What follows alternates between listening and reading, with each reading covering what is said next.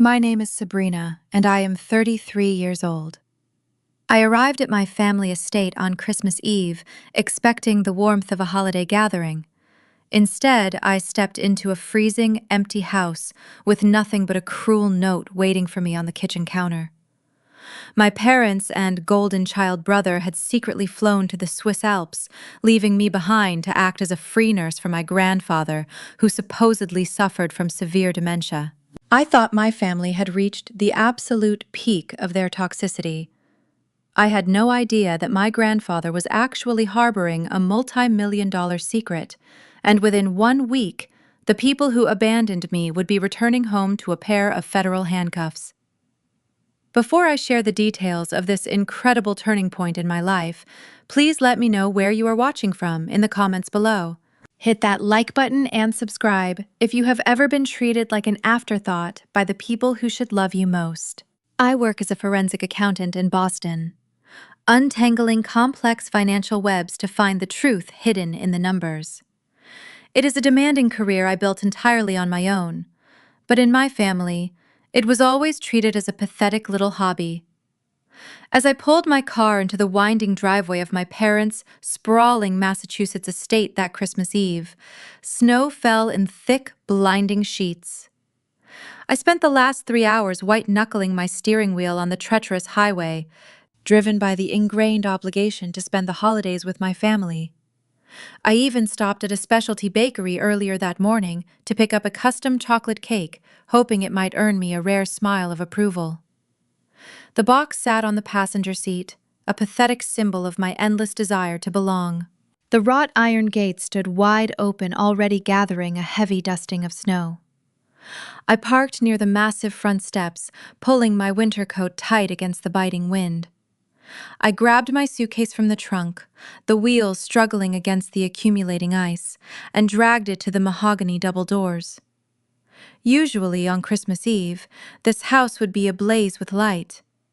You would see the towering 12-foot spruce tree shining through the front bay windows, casting a warm, golden glow onto the snow-covered lawn. You would hear the faint sounds of classic holiday music playing from the expensive sound system. My parents loved to host extravagant holiday parties to show off their wealth.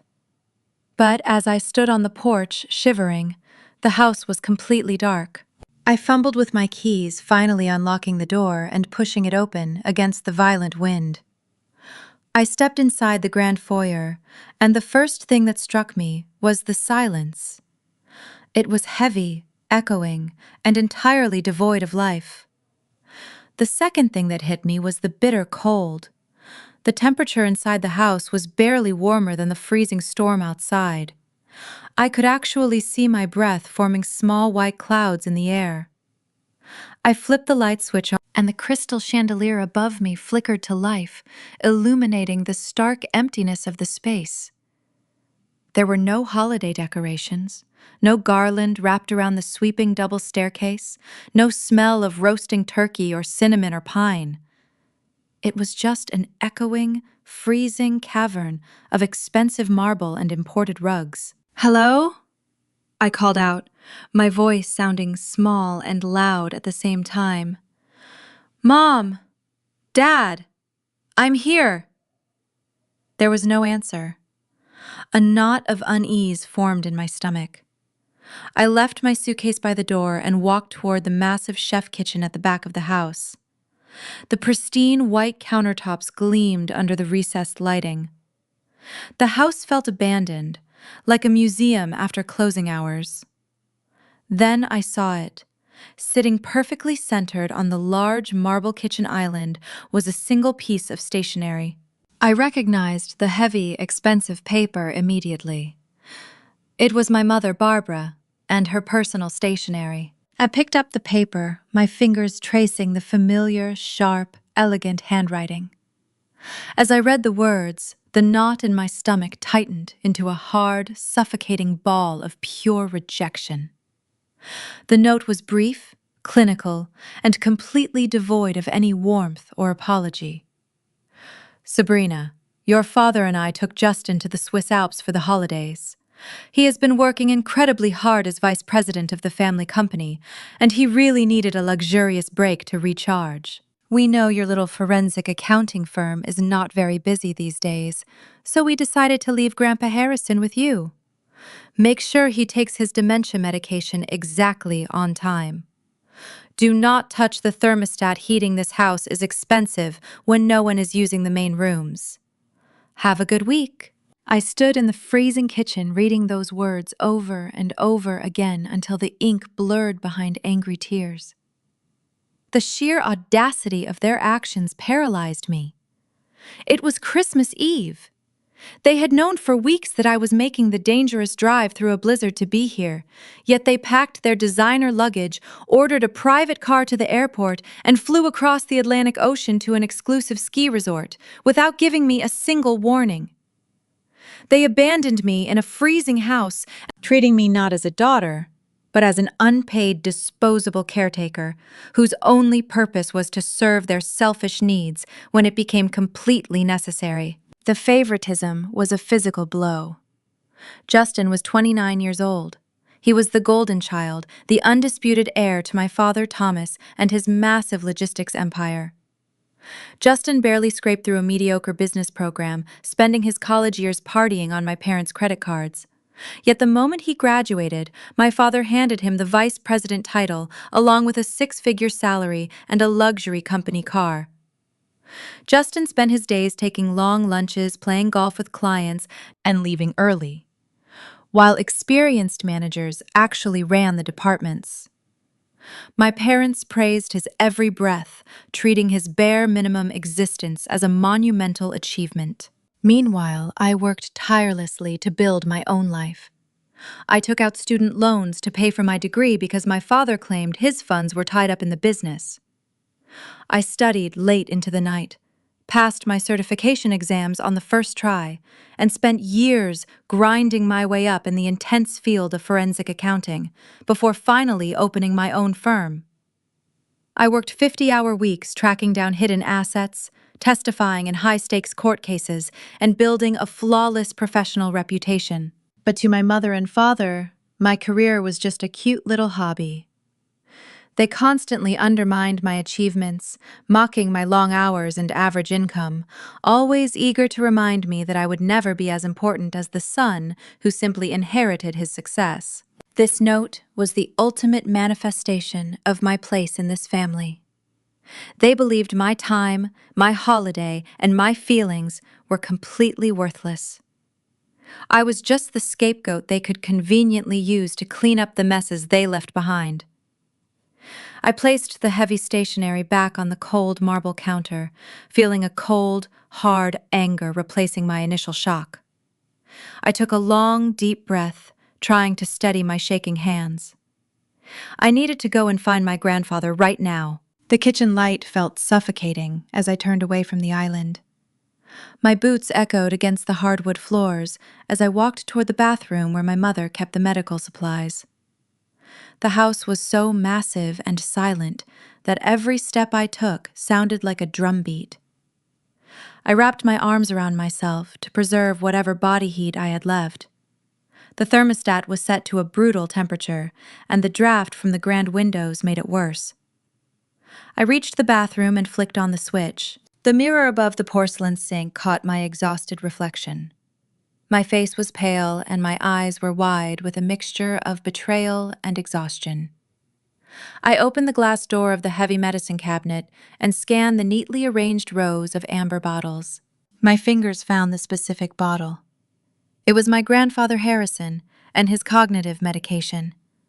The label had his name printed in bold black letters, along with strict instructions for the dosage. I gripped the small plastic cylinder in my hand, and the rattling sound of the pills inside seemed exceptionally loud in the quiet house. My parents complained constantly about the cost of these prescriptions, even though they were using his money to pay for them.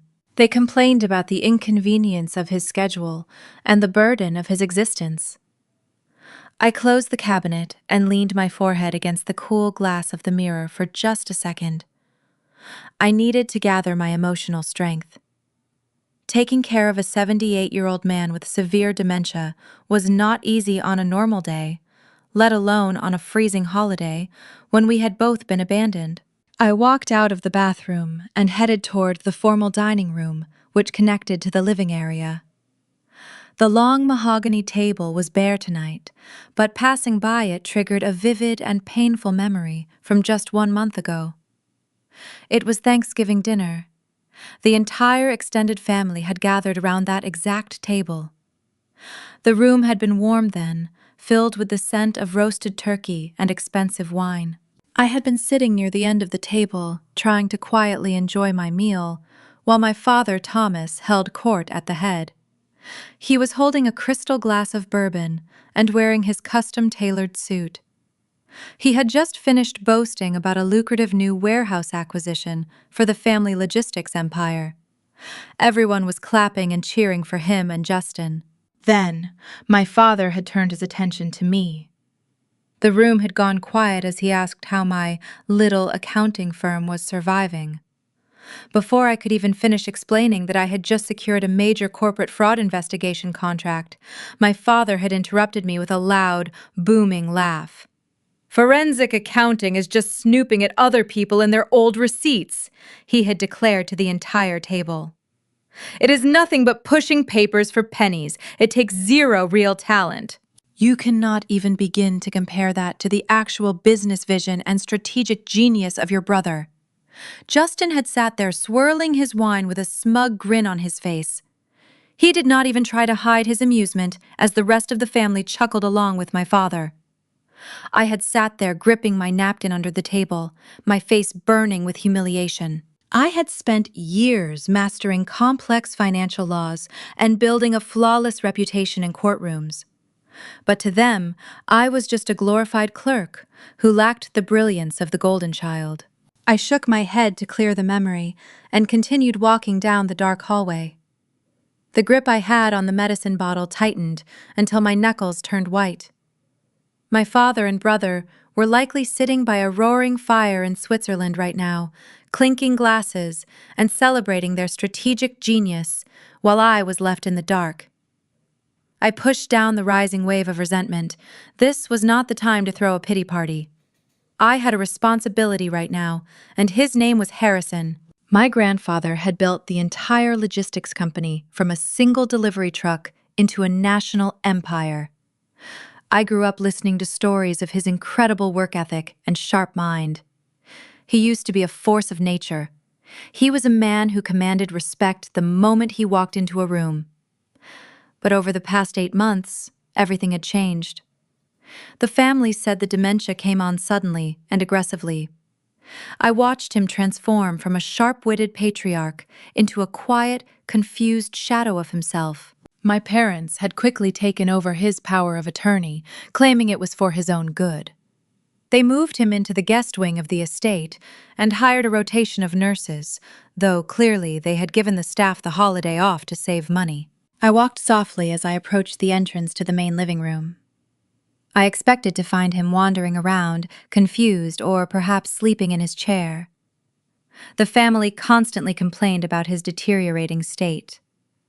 My mother Barbara would sigh dramatically at country club luncheons, telling her friends how difficult it was to care for a man who barely remembered his own name. Justin would roll his eyes whenever Harrison asked the same question twice. They treated him like a piece of broken furniture that they could not throw away because it was tied to their inheritance. It broke my heart to see how they stripped him of his dignity. I was the only one who actually sat with him, holding his hand and listening patiently when he lost his train of thought.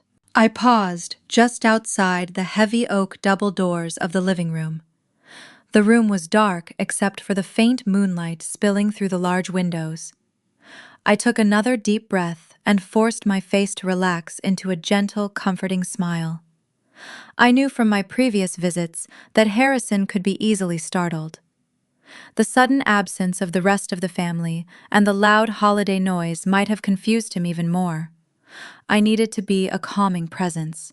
I needed to show him that he was safe and that he was not completely alone on Christmas Eve. I popped the childproof cap off the small medicine bottle and carefully shook out the required pills into the palm of my hand. I stepped quietly into the spacious living room. The grand fireplace was completely unlit, and the air in the room felt stale and icy. I looked toward the large leather rocking chair facing the blank television screen. I could see the silhouette of his shoulders over the back of the chair. He was sitting very still. I worried for a second that the cold might have made him ill. I walked around the side of the sofa, making sure my footsteps were light so I would not frighten him. I prepared a soft greeting in my mind, ready to explain exactly who I was in case the severe dementia had clouded his memory again tonight. I held the pills tightly in one hand and prepared to gently touch his thin shoulder with the other.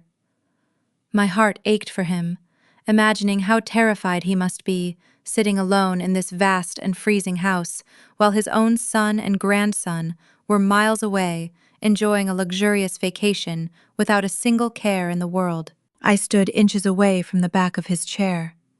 The air in the room was bitterly cold, making my fingers stiff and clumsy. I raised my left hand, keeping the small plastic bottle of medication tightly clutched in my right. I anticipated the vacant stare and the confused mumbling that had become his daily routine over the last 8 long months. I gently placed my hand on the thick wool fabric of his sweater. What happened next made my heart stop entirely. My grandfather did not jump or flinch. He did not let out a confused gasp or look around the room in a state of panic. Instead, he simply sat up. The transformation was physical and immediate. The frail, sunken posture he had maintained for almost a year vanished in a single second. His spine straightened, pressing firmly against the back of the leather rocker. His broad shoulders squared. He slowly turned his head to look at me. I expected to see the cloudy, lost expression that broke my heart every single time I visited him. But the eyes looking back at me were sharp, clear, and piercingly intelligent. There was no fog. There was no dementia. It was the fierce, calculating gaze of the man who had built a national logistics empire from a single delivery truck. I froze, completely, unable to comprehend what I was seeing. He looked past me, scanning the empty doorway and the dark hallway behind me. His voice, when he finally spoke, broke the heavy silence of the room. It was not the weak, shaky whisper my parents complained about constantly. It was deep, resonant, and incredibly steady. "Are those bastards finally gone?" He asked the question with a cold, absolute certainty that sent a chill down my spine. The shock of hearing him speak with such commanding clarity hit me like a physical blow. My fingers went numb. The small plastic medicine bottle slipped from my grasp. It hit the hardwood floor with a sharp, loud crack. Dozens of small white pills scattered across the polished wood, bouncing and rolling into the dark shadows beneath the furniture. I did not even look down. I could not take my eyes off his face. "Grandpa?" I whispered, my voice trembling with disbelief. "You remember me. You know what is happening." He let out a dry, humorless laugh. He reached out and grasped the thick armrests of his chair, pushing himself up to a standing position with an ease that completely contradicted every fake medical report my mother had read to her country club friends. "I know exactly what is happening, Sabrina." He walked toward the massive unlit fireplace, his steps steady and purposeful. "I know that your father and your brother packed their expensive designer bags and took a private car to the airport 3 hours ago. I know they abandoned us both in a freezing house on Christmas Eve to go skiing in the luxurious Swiss Alps. And I know they left you here, expecting you to play the role of the dutiful, obedient servant while they secretly drain my legacy dry." I stood there, trying to force my brain to process this impossible reality. For 8 agonizing months, I had watched my family actively strip this proud man of his dignity. I had sat by his side, holding his hand while my mother talked about him as if he were already dead and buried. I had fiercely defended him when Justin rolled his eyes and mocked his memory lapses. And it had all been an act, an incredibly convincing, perfectly executed performance. "You faked it," I said, the realization slowly washing over me. "You faked the dementia, the confusion, all of it. Why would you put yourself through that? Why would you let them treat you like a burden?" Harrison turned around to face me. The pale moonlight caught the hard lines of his face, making him look like a statue carved from rough stone. "Because I needed to know the truth," he said quietly. "I built a massive company that employs thousands of hardworking people. I spent 50 long years turning absolutely nothing into an empire. But over the last 2 years, I started noticing discrepancies. Small things at first, a missing contract here, an unexplained expense report there. Thomas and Justin thought they were being clever. They thought because I was getting older, I was no longer paying close attention to the details. They thought I was losing my edge. I tried to confront your father about the numbers, but he always had a convenient excuse ready. He would dismiss my concerns and tell me I was just tired. I realized that if I pushed them, they would just hide their tracks better. I needed to see exactly who they really were when they thought I was no longer watching. I needed to see exactly how far they were willing to go. He walked back toward me, stopping just inches away from where the spilled pills littered the floor. "And I saw exactly who they are, Sabrina. I saw them push me into a corner. I saw them take over my power of attorney with terrifying speed. I saw them treat my entire life's work as their personal piggy bank. But most importantly, I saw how they treated you. I listened to them mock your career. I heard Justin laugh at your ambition. I saw them leave you in the dark today." His words brought a fresh wave of deep emotion to the surface. The sting of the cruel note on the kitchen counter felt less like a rejection now, and more like a badge of honor. I was not like them, and my grandfather knew it. "That is why I waited for today," he continued. "I knew they would jump at the chance to leave for the holidays. I knew they would leave you behind to clean up their mess, because they always underestimate you. They think your profession is a joke. They think forensic accounting is just pushing papers around. But I know better. I know you have the sharpest mind in this entire family. I know you have the integrity they desperately lack. You are the only person in this world I can trust right now." He reached out and placed his warm, steady hands on my shoulders. The gesture grounded me, pulling me out of the shock and firmly into the reality of the moment. "We do not have much time, Sabrina. They think they have won. They think they have locked me away and secured their massive fortune. But they made a fatal miscalculation.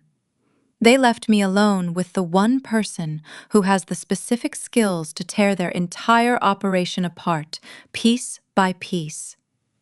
He looked deep into my eyes, his gaze burning with a fierce protective fire.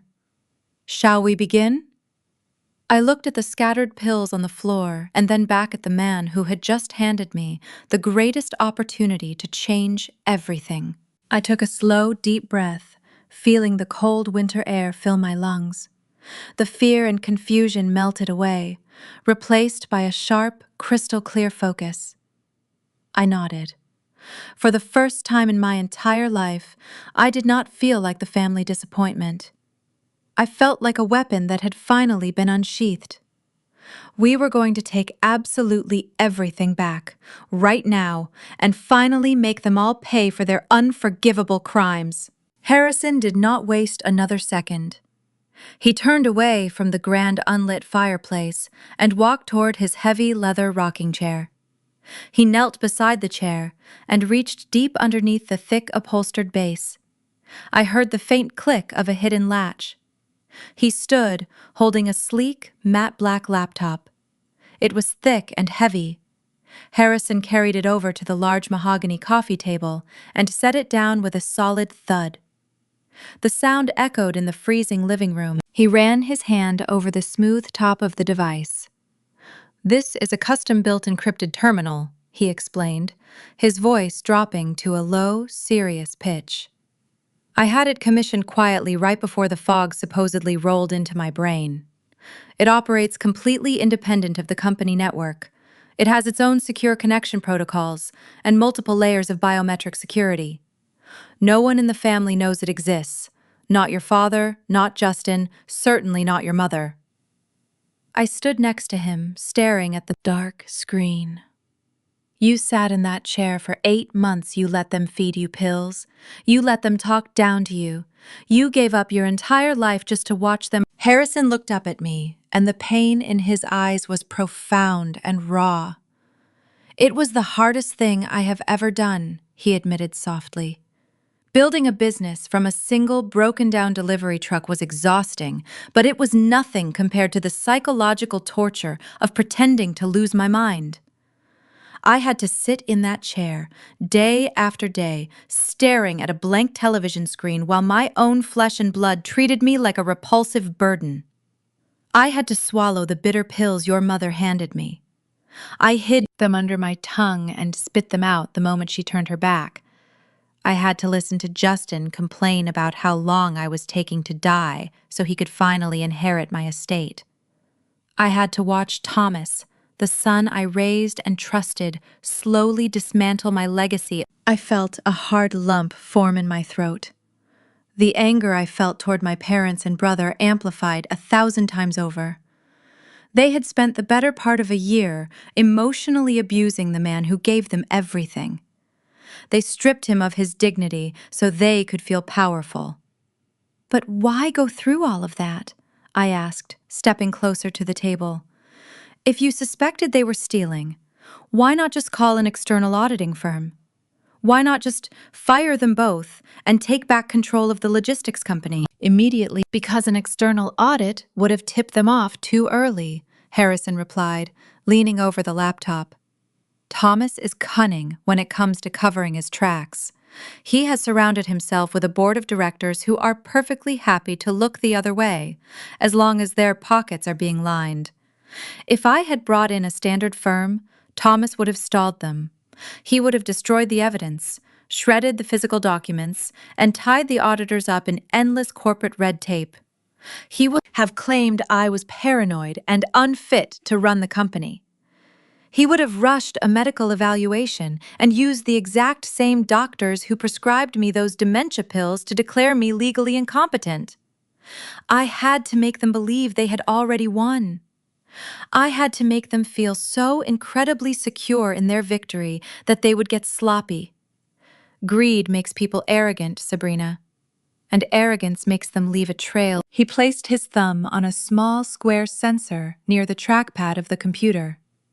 The machine beeped softly, and the screen flared to life, casting a pale blue glow across his weathered face. A complex login prompt appeared, demanding multiple passcodes. He typed rapidly, his fingers flying across the keys with practiced ease, but I still had a massive problem. He continued, keeping his eyes locked on the screen. "I had access to the raw data, but I am not an accountant. I am a logistics man. I know routes and supply chains and warehouse management. I could see that the profit margins were shrinking while our debt was somehow expanding. But I could not follow the money. The financial structures Thomas built to hide his theft were too complex for me to untangle on my own. I needed someone on the inside. I needed an expert who understood corporate fraud inside and out." Harrison turned away from the glowing screen and looked directly into my eyes. The pride and respect radiating from his gaze made my chest tighten. "I needed you, Sabrina. I needed the brilliant forensic accountant that this family has spent years trying to break down. I listened to them mock your career at Thanksgiving. I listened to your father call your work a pathetic hobby. Every time they insulted you, I wanted to stand up and scream at them. I wanted to tell them that you possessed more intelligence and integrity in your little finger than Thomas and Justin could ever hope to achieve. But I had to stay silent. I had to wait for the perfect moment when we would be completely alone, without any interruptions. I knew they would eventually go on one of their lavish vacations and leave you here to do their dirty work. You trusted me, I said, feeling a profound sense of validation wash over me. Despite everything they said about me, you believed I could do this. I never doubted you for a second, he said firmly. You built your firm from scratch. You never asked them for a dime. You never compromised your morals to fit into their shallow world. You are the only person in this family who actually shares my work ethic. You are the only one who cannot be bought. Now I have downloaded every single financial record, ledger, bank statement, and corporate tax filing from the last 5 years onto this hard drive. It is all here. Every lie, every hidden offshore account, every fraudulent loan. He stepped back from the table and gestured toward the laptop.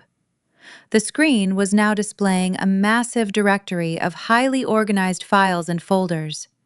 It was an absolute treasure trove of corporate data. It was the exact kind of digital paper trail I spent my days hunting down in high-stakes corporate fraud cases.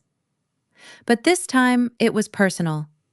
This time, the criminals were my own family members, who were currently sipping expensive champagne in the Swiss Alps while expecting me to freeze in the dark. I stepped up to the coffee table and placed my hands on the keyboard. The keys were cool beneath my fingertips. The exhaustion from my long drive through the blizzard completely vanished. The sting of their cruel note faded into nothing. I was no longer the forgotten middle child trying desperately to win the affection of people who were incapable of love. I was a professional operating in my element. I opened the very first master ledger folder, and a massive spreadsheet filled my computer screen. Columns and rows of raw data stretched out right before me. A complex puzzle waiting to be solved. I leaned in close, my eyes scanning the initial numbers. Let us see exactly what they have been hiding, I said softly, my fingers ready to strike the keys. The glow of the laptop screen illuminated the dark room, casting long shadows. I stared at the first spreadsheet, taking a slow moment to breathe deeply. My father and brother had treated my profession like a trivial joke. They thought it was nothing more than organizing simple receipts. They had no idea I hunt. I find the threads of deception arrogant men think they hide perfectly. The master ledger of the logistics empire of my grandfather was massive, containing thousands of rows of transactions, vendor payouts, and asset valuations. To an untrained eye, it was overwhelming data, but to me, it was a map. I started looking for patterns, breaking normal business rhythm. Harrison sat directly beside me, his presence steady and silent. I opened the expense reports from the month my parents first claimed his dementia became unmanageable. I quickly found the first glaring anomaly. I highlighted a recurring payment to a vendor listed as Apex Consulting Solutions. The payments started around $10,000 a month, but quickly escalated to $100,000. I cross-referenced the corporate identification number. It was a Delaware shell company with no physical address and no employees. Look at this, I said. They are bleeding the operational budget through phantom fees. They authorize payouts to a ghost entity, logging them as standard operational expenses. Harrison leaned in, his jaw tight. I never authorized consulting firms, he stated, his voice rumbling with quiet fury.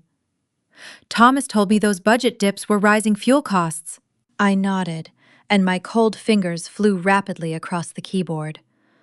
I ran a trace on the routing numbers attached to the shell company. Arrogant criminals always make the exact same fundamental mistake. They believe distance equals invisibility. I tracked the digital transfer from the local business account to an offshore account in the Cayman Islands. They did not stop there. I opened another directory labeled Real Estate Holdings. What I found next was systemic and catastrophic. Grandpa? I said, my voice dropping to a whisper as I opened a scanned PDF file. Did you approve any new mortgages on the Chicago or Atlanta distribution centers last spring? Harrison shook his head, immediately. Absolutely not, he replied. Those facilities were paid off completely a decade ago. I clicked on the document and enlarged the final page. I am so sorry, I told him.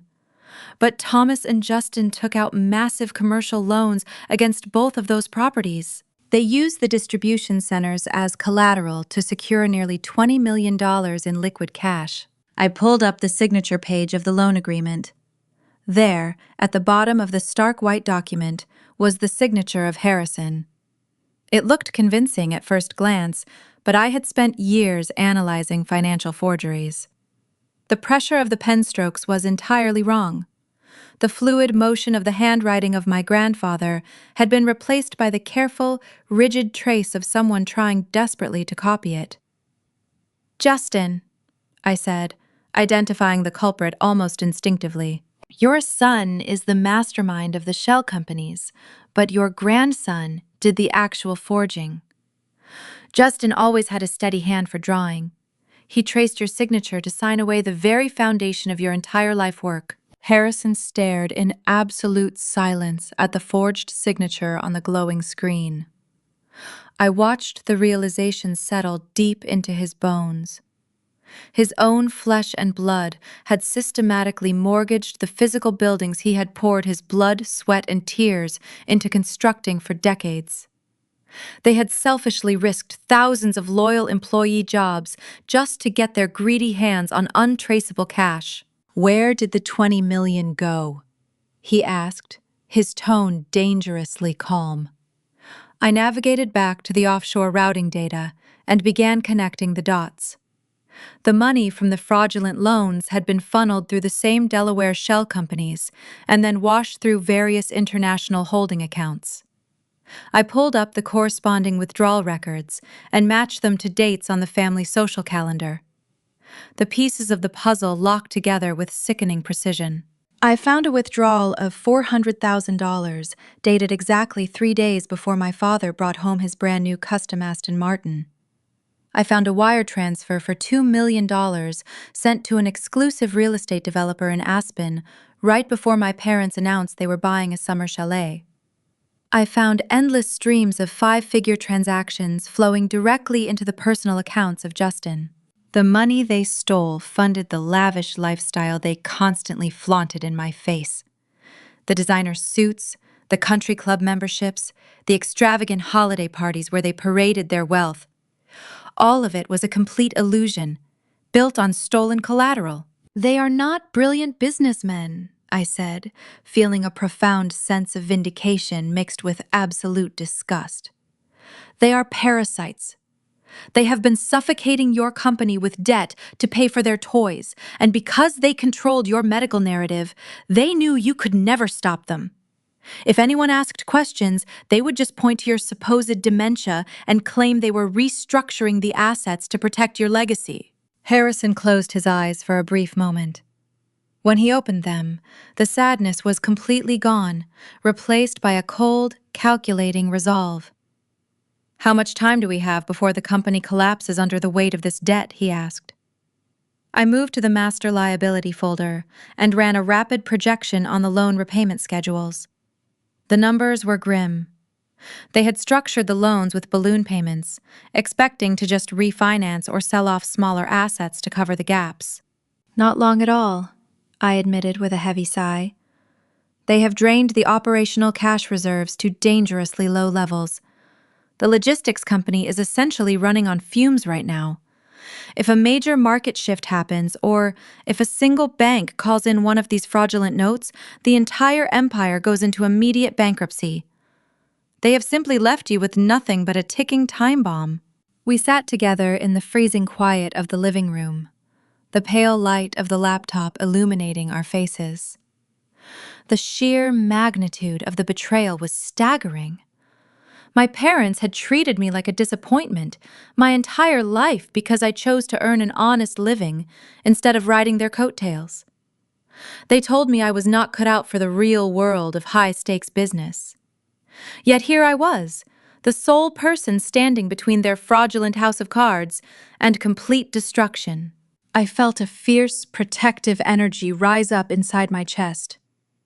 They had hurt me repeatedly over the years, but watching them do this to my grandfather was the absolute final straw. I looked at Harrison and saw the exact same fire burning in his eyes. We were no longer just a neglected granddaughter and a discarded old man. We were a specialized tactical unit, and we had all the ammunition we needed right in front of us. I was just about to open the bank portal to check the exact status of the remaining clean assets when the silence of the room was suddenly shattered. The harsh, buzzing sound of my cell phone vibrating against the wooden coffee table made us both jump. The caller ID lit up the dark space with a bright, obnoxious glow. It was an international number. It was Justin calling from his luxury vacation in the Swiss Alps. I stared at the glowing screen for a long moment, watching the name of my brother flash brightly in the dim light of the freezing living room. The timing of his call was almost poetic. We had just uncovered the massive financial grave he and my father had dug for this family, and now he was reaching out across the Atlantic Ocean. My first instinct was to reject the call. I had absolutely no desire to hear his arrogant voice or listen to him brag about the pristine snow in Europe, while I was sitting in a house so cold I could see my own breath. I reached out to press the red button on my screen, but Harrison suddenly placed his warm hand over my wrist. "Let him speak," my grandfather said, his voice perfectly calm but carrying a sharp edge of anticipation. "Answer it, Sabrina. Put it on speaker. I want to hear exactly what my grandson has to say, right now." I nodded and picked up the phone, swiping the green icon and tapping the speaker button. I set the device back down on the mahogany table right next to the encrypted laptop that held the proof of his crimes. "Yes, Justin?" I said, keeping my tone as neutral and flat as possible. It took less than a second for his voice to fill the quiet room. He did not say hello. He did not ask how I was doing. He certainly did not ask about the grandfather he had abandoned just hours ago. Instead, his voice came through the speaker, loud, impatient, and dripping with pure entitlement. "Listen to me very carefully, you useless accountant," he snapped, the background noise of a busy upscale ski lodge echoing behind him. "My black card just got declined at a Rolex boutique in St. Moritz. Do you have any idea how humiliating it is to stand in front of a Swiss jeweler and have a piece of plastic rejected? I need you to log into the main personal account of the old man right now." I glanced at Harrison. My grandfather sat perfectly still, his eyes locked on the phone, his jaw clamped tight. He was listening to the son of his son demand money with the casual cruelty of a spoiled child. "I am not logging into his accounts, Justin," I replied, my voice steady. "Why would your card be declined anyway? You are the vice president of the company. Surely you have your own funds." He let out a sharp, frustrated sigh. "Do not play stupid with me, Sabrina. You know exactly how this works. Dad and I have our assets tied up in investments right now. We are expanding the logistics network. I need liquid cash immediately, and the old man has plenty of it just sitting around collecting dust. You are sitting right there in his house. Go into his desk, find his checkbook or his banking tokens, and wire $50,000 to my private account. Do it right now." $50,000, I repeated slowly, letting the sheer audacity of the number hang in the freezing air.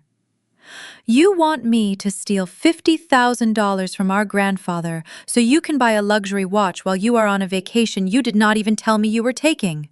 It is not stealing, you dramatic loser." Justin spat back, his voice rising with anger. "It is my inheritance. I am just accessing it a little early. He does not even know what day it is anyway. He is sitting in a diaper staring at a wall. He will never notice the money is gone, and you are going to do exactly what I tell you because you work for us." I looked at Harrison again.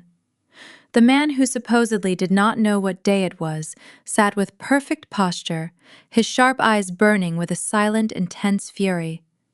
He gave me a slow, deliberate nod. It was a silent command to push back. "I do not work for you, Justin," I said, my voice growing colder by the second.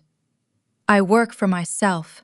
I own my firm, and I am absolutely not committing wire fraud to fund your shopping spree. If you want money, you can call your bank and figure out why your cards are bouncing all over Europe. I am not touching his accounts." There was a heavy pause on the other end of the line. I could hear the muffled sounds of people talking and glasses clinking in the background of his luxurious resort. When Justin finally spoke again, his tone had shifted from impatient annoyance to vicious, threatening anger. "You really think you can talk to me like that?" he asked, his words dripping with venom. "You are nothing, Sabrina. You are a pathetic paper pusher who comes crawling back every holiday just hoping Dad will finally look at you. You are a joke. You always have been. And if you do not do exactly what I am telling you to do right now, I am going to make sure you deeply regret it." I leaned forward, resting my elbows on my knees, getting closer to the phone. "Is that right?" I asked, keeping my emotions completely locked down. "And what exactly are you going to do, Justin?" "I am going to call Dad," Justin threatened, his voice thick with malicious intent. "I am going to tell him that you are refusing to help the family. I am going to tell him that you are being difficult and unstable again. You know how much he hates it when you cause problems. The second we get back from this trip, I will make sure he calls the lawyers. I will have him write you completely out of the family will. You will not get a single dime of this empire, Sabrina. We will leave you with absolutely nothing. Do you hear me? Nothing." I stared at the glowing laptop screen right next to the phone. The screen still displayed the massive offshore transfers and the fraudulent commercial loans they had illegally secured. They had already drained the empire. They had already left me with nothing. But more importantly, they had left my grandfather with nothing. "I hear you, Justin," I said, my voice dropping to a dangerous whisper. "You enjoy your time in Switzerland. Enjoy the snow. Because I promise you, things are going to be very different when you get home." "What is that supposed to mean?" he demanded. "It means I am hanging up now," I said. "Have a Merry Christmas." "Wait, do not you dare hang up on me, Sabrina. I swear to God, if you do not send that money, I will—" I reached out and pressed the red button, cutting off his frantic threats. The room plunged back into total silence. The only light came from the blue glow of the encrypted laptop, illuminating the harsh reality of their massive financial crimes. I sat back on the sofa, taking a deep breath and letting the tension slowly leave my shoulders. I looked over at Harrison. My grandfather had not moved a single muscle during the entire phone call. He had listened to every cruel insult. He had heard the blatant disrespect. He had witnessed firsthand how easily his grandson viewed his life savings as a personal slush fund to be raided at will. He finally closed his eyes and let out a sigh. I watched the tension radiate through the rigid posture of my grandfather. The sheer disrespect Justin had just hurled across the line hung heavily in the freezing air of the living room. Harrison opened his eyes and looked at the dark screen of my phone.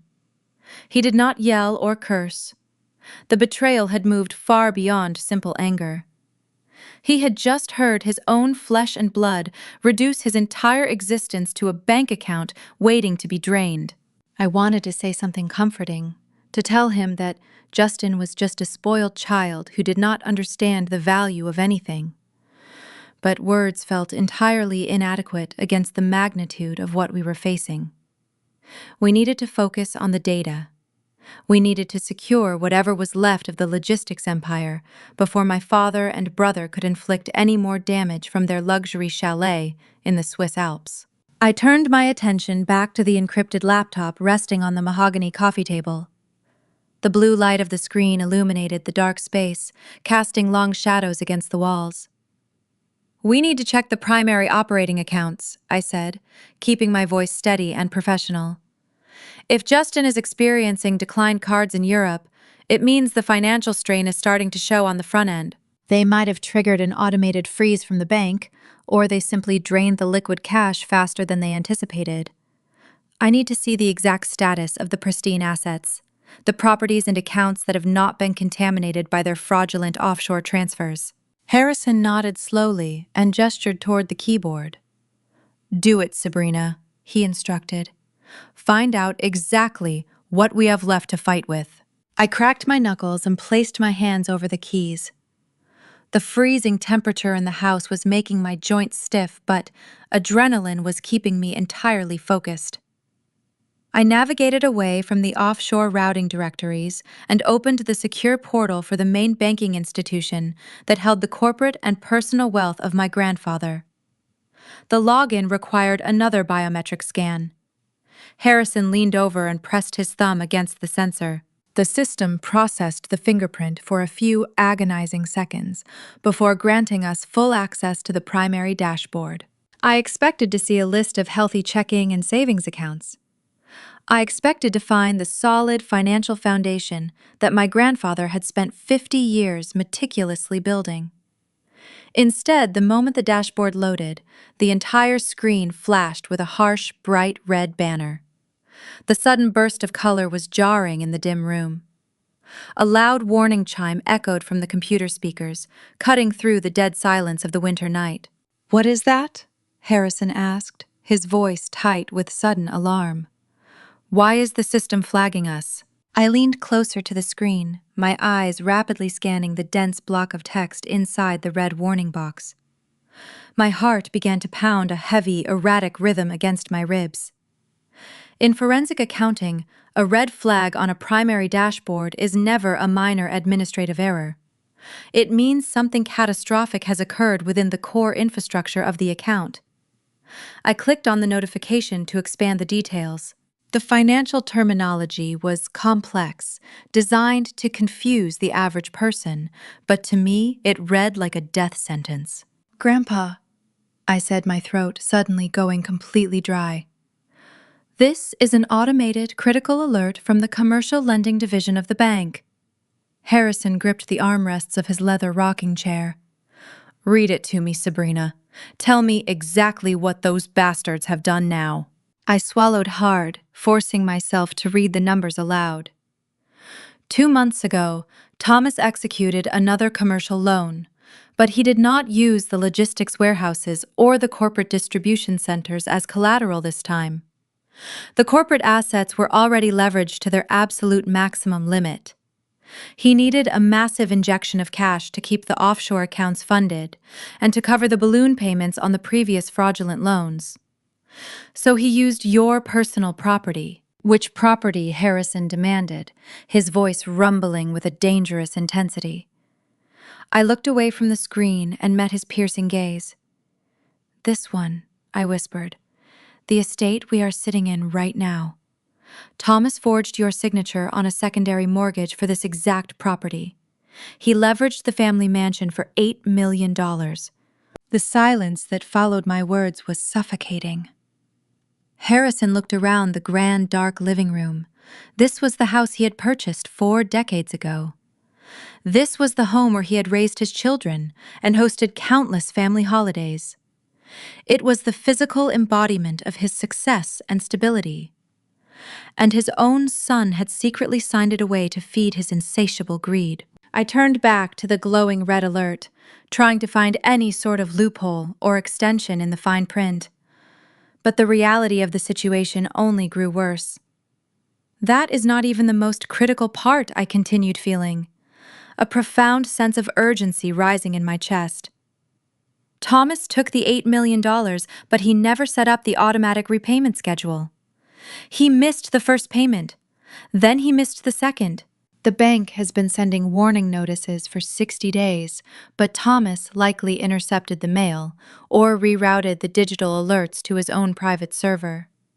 The loan is in absolute default right now. Harrison stood up from his chair, his imposing figure casting a large shadow across the room. "How much time do we have?" he asked. I checked the final date stamped at the bottom of the banking notice. The bank has initiated formal foreclosure proceedings.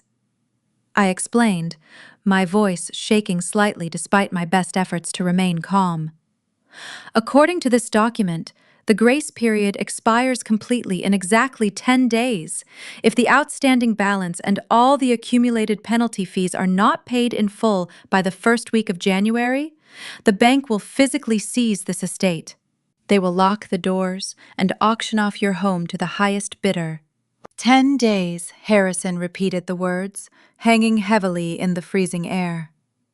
They planned this perfectly. They knew the default was coming.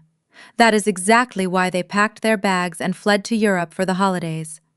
They wanted to be safely out of the country when the bank finally came knocking on the front door. They left you here, Sabrina, so you would be the one forced to deal with the eviction notices and the humiliation. They expected the bank to throw us both out into the snow, while they pretended to be shocked and horrified from a luxury ski lodge in Switzerland. I looked at Harrison. The deep lines on his face were set in stone. He was not broken. He was a seasoned general staring down an enemy army. They made a fatal error, Sabrina, he said, his voice steady and resolute. They assumed we would surrender. They assumed we would just let the clock run out, but they forgot who actually built this empire. And they severely underestimated the brilliant woman sitting right in front of me. We will fight back, I promised him, completely ready to execute our retaliation without hesitation. Harrison nodded slowly and firmly closed the glowing laptop screen. Go pack up the computer right away, Sabrina. We are visiting my lawyer tonight and destroying them completely. I did not hesitate for a single second. I unhooked the power cord from the wall and carefully closed the heavy encrypted laptop. I slid the device into my leather work bag, making sure it was securely padded. Harrison was already moving toward the hallway closet, with a rigid determination I had not seen in him for years.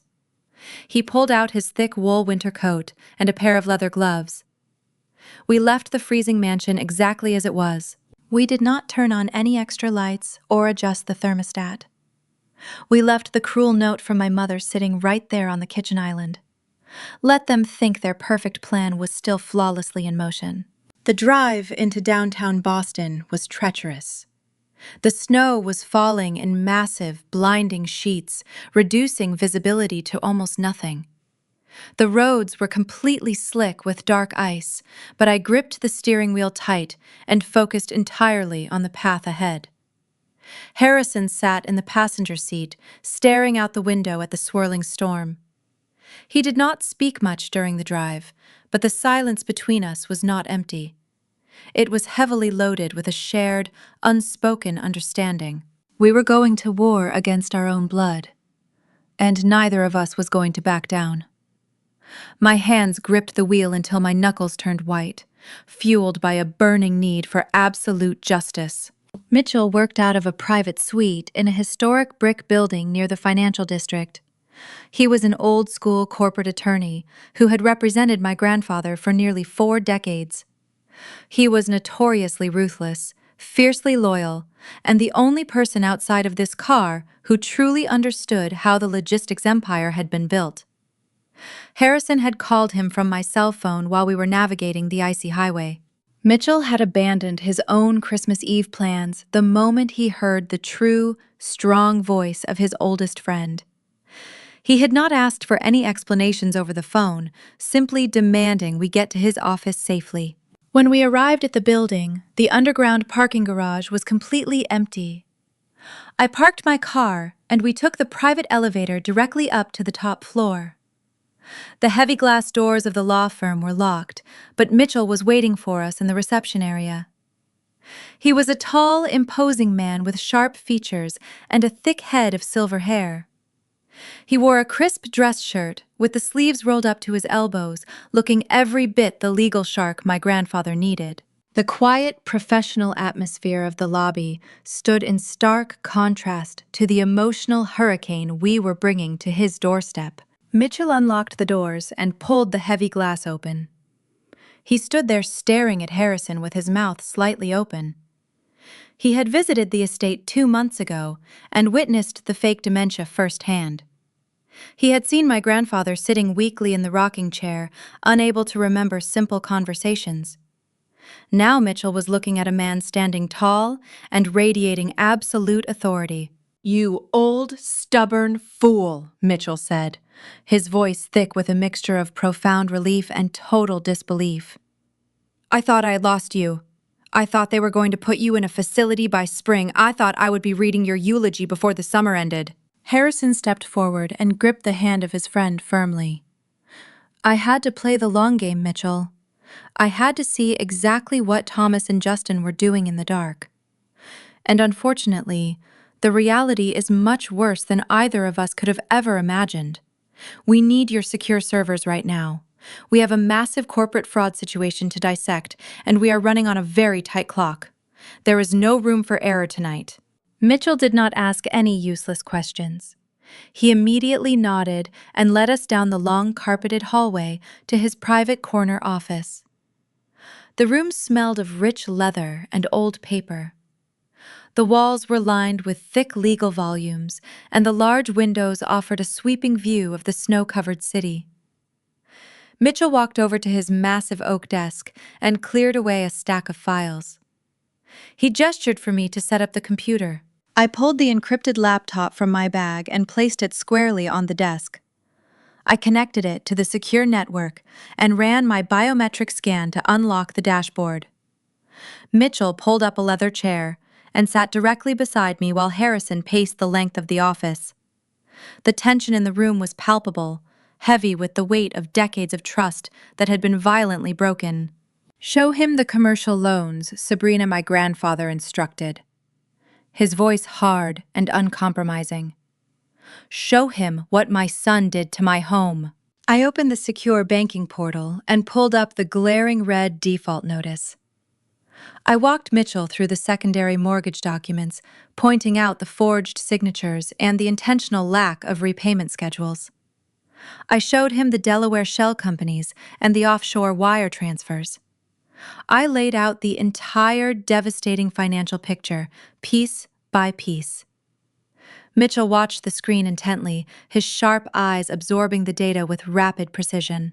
His expression grew darker and more furious with every single file I opened. He leaned in closer, scrutinizing the forged signature of my grandfather on the commercial loan agreements. Thomas and Justin leveraged the distribution centers to pull $20 million in liquid cash. I explained, keeping my tone entirely professional despite the anger boiling in my chest. They funneled the money through international accounts to fund their personal real estate purchases and luxury vehicles. They completely drained the operational reserves of the company, and now they have intentionally defaulted on the estate mortgage. The bank is going to foreclose and seize the property in exactly 10 days. Mitchell leaned back in his leather chair and let out a long, heavy breath. He ran his hand through his silver hair, processing the sheer magnitude of the betrayal.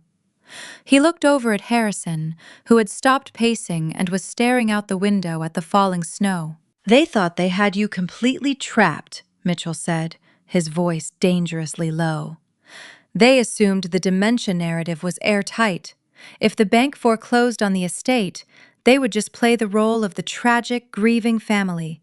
They would claim you were unfit to manage your own finances, and they were forced to step in and liquidate assets to save you. They engineered a scenario where they walk away with millions in clean cash, while your entire legacy burns to the ground. It is an incredibly vicious execution of elder abuse, masked as corporate restructuring." "They made a massive mistake," Harrison replied, turning away from the window. "They left Sabrina alone with my laptop. They thought she was just a useless disappointment. They thought she would just cry and pack her bags when the bank officials showed up. They completely ignored the fact that she is a highly trained forensic accountant."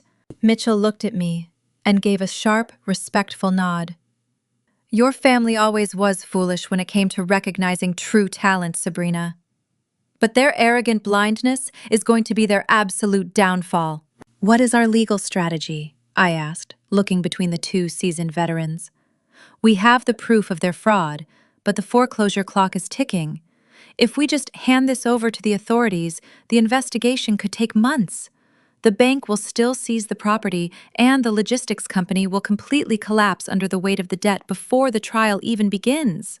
We need a way to protect the uncompromised assets before the bank freezes everything connected to the name of my grandfather. Mitchell stood up and walked over to a large whiteboard mounted on the wall. He picked up a black marker and drew a thick, heavy line down the center of the board. "You are exactly right, Sabrina," he said, his eyes narrowing with tactical focus. "We cannot rely on a slow criminal investigation to save the assets. We have to execute a ruthless legal maneuver right now. We are going to build a brand new, impenetrable fortress, and we are going to move every single clean asset into it before Thomas and Justin even realize what is happening. We are going to bleed their fraudulent operation dry." Harrison stepped closer to the board. "We need to identify everything they have not touched yet. Every clean property, every uncompromised bank account, every single healthy vendor contract. We separate the healthy tissue from the infected limbs." "Exactly," Mitchell agreed, writing rapidly on the board. "We will establish a brand new irrevocable trust tonight. We will legally transfer all the pristine assets, the uncompromised liquid capital, and the remaining properties directly into this new entity. We will sever all ties between the clean assets and the fraudulent debt. The shell companies Thomas built will be left holding absolutely nothing but empty bags and massive federal liabilities. They will not be able to touch a single dime." "And who will control this new trust?" I asked, my heart beating faster as the brilliant strategy took shape. I could see the path to absolute justice illuminating right in front of my eyes. Mitchell stopped writing and turned to look directly at me. "You will, Sabrina. Harrison is going to grant you full executive control. You will be the sole beneficiary and the sole executor of the new empire. Thomas and Justin will be permanently locked out. They will return from their luxury vacation to find their entire world completely destroyed. And we are going to make sure they feel every single ounce of the pain they caused." Mitchell did not waste another second. He walked behind his massive oak desk and immediately began pulling thick legal folios from his locked filing cabinets. The harsh fluorescent lights of the office illuminated the fierce determination etched into his sharp features. We were operating in the dead of night, on Christmas Eve, while the rest of the city was asleep or celebrating, but the atmosphere inside this room felt like a war room preparing for an imminent strike. I turned my attention back to the encrypted laptop. The screen glowed against the dark backdrop of the violent winter storm raging outside the tall glass windows. My fingers hovered over the keyboard as I prepared to execute the most critical financial extraction of my entire career. "We need to operate with absolute surgical precision," Mitchell said as he arranged a row of blank legal documents across his desk. "Thomas and Justin have tangled the primary corporate accounts in a massive web of fraudulent commercial loans. If we simply transfer money out, without establishing an ironclad legal barrier, the bank will immediately seize those funds to cover the defaulted mortgage on the estate. We are going to establish a brand new, irrevocable trust tonight. This entity will exist completely independent of the logistics company your father hijacked." I nodded, keeping my eyes locked on the digital master ledger. "I understand exactly what we need to do. I have to isolate the healthy tissue before the infection spreads to the rest of the body." I began sorting through the thousands of rows of financial data. My forensic accounting background allowed me to see the invisible lines connecting the different holding companies. I systematically filtered out every single warehouse distribution center and fleet vehicle that Thomas had used as collateral for his offshore ventures. It was a heartbreaking process. I was essentially mapping out the destruction of the life work of my grandfather. Harrison stood behind me, watching the screen as I separated the assets. He pointed to a directory labeled Secondary Holdings.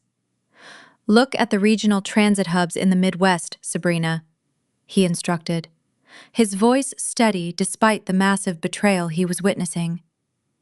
I paid for those facilities in cash 7 years ago. Thomas always hated them because the profit margins were slow and steady. He likes fast money.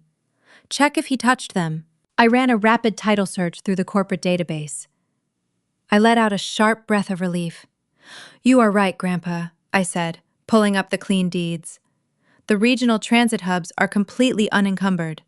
There are no secondary mortgages attached to them. I also found 3 operational reserve accounts held in a smaller regional bank that Justin apparently forgot about. They hold about $4 million in liquid cash. It is not the massive fortune the company used to have, but it is clean, untainted money." "We take it all," Mitchell declared, walking over with a fresh stack of freshly printed legal contracts. "Every single clean warehouse, every uncompromised vehicle fleet, and every last dime of that $4 million is moving tonight. Harrison, I need you to review these documents. By signing these pages, you are willingly transferring your ownership of these specific, pristine assets out of the original Logistics Corporation and directly into the newly formed entity." Harrison took the thick, expensive pen Mitchell offered him. He did not hesitate to review the paperwork. He trusted his oldest friend completely. But as he prepared to sign the final page, establishing the new trust, he stopped. He looked up from the mahogany desk and turned his piercing gaze directly toward me. "I am not going to be the executor of this new trust," Harrison said, his voice carrying a profound weight that echoed in the quiet office. "And I am not going to be the primary beneficiary either." Mitchell paused, adjusting his glasses. "Harrison, you need to maintain control of your assets. If you give up your executor power, you cannot easily take it back." "I know exactly what I am doing," Harrison replied firmly. "I spent my entire life building an empire, only to watch my own son tear it apart because I blindly trusted the wrong person. I let tradition and misplaced family loyalty blind me to the fact that Thomas was incredibly greedy and Justin was completely incompetent. I am not making that same mistake twice. I am 78 years old, Mitchell. I do not have the energy to rebuild this from the ground up. But the brilliant woman sitting right here in front of me does." My breath caught in my throat. I looked at my grandfather, feeling a sudden, overwhelming surge of emotion. For 33 years, my parents had treated me like a useless disappointment. They mocked my career choices. They told me I lacked the vision required to succeed in the real business world. They left me in a freezing house on a holiday because they believed my time was completely worthless. And yet here was the patriarch of the family looking at me with absolute, unshakable faith and profound respect. "Grandpa," I said, my voice trembling slightly, "this is your entire legacy. It is everything you have left. And there is no one else on this earth I would rather give it to," Harrison said, placing his hand gently on my shoulder. "You have the sharpest mind in this family, Sabrina. You have the integrity and the relentless drive that your father and brother desperately lack. I want you to be the sole beneficiary of this new trust. I want you to be named the Chief Executive Officer of the reorganized assets. You are going to take this clean money and these clean properties, and you are going to build something even better." I looked down at my hands resting on the keyboard. The fear and the lingering shadows of childhood rejection completely melted away. They were replaced by a fierce, burning determination. I was no longer the forgotten middle child. I was a professional investigator, and I was about to become the most powerful person in this family. I looked back up at Harrison and gave him a slow, resolute nod. "I will not let you down," I promised. Mitchell quickly revised the legal paperwork, making the necessary adjustments to the executive structure. He printed the final pages and laid them out on the desk.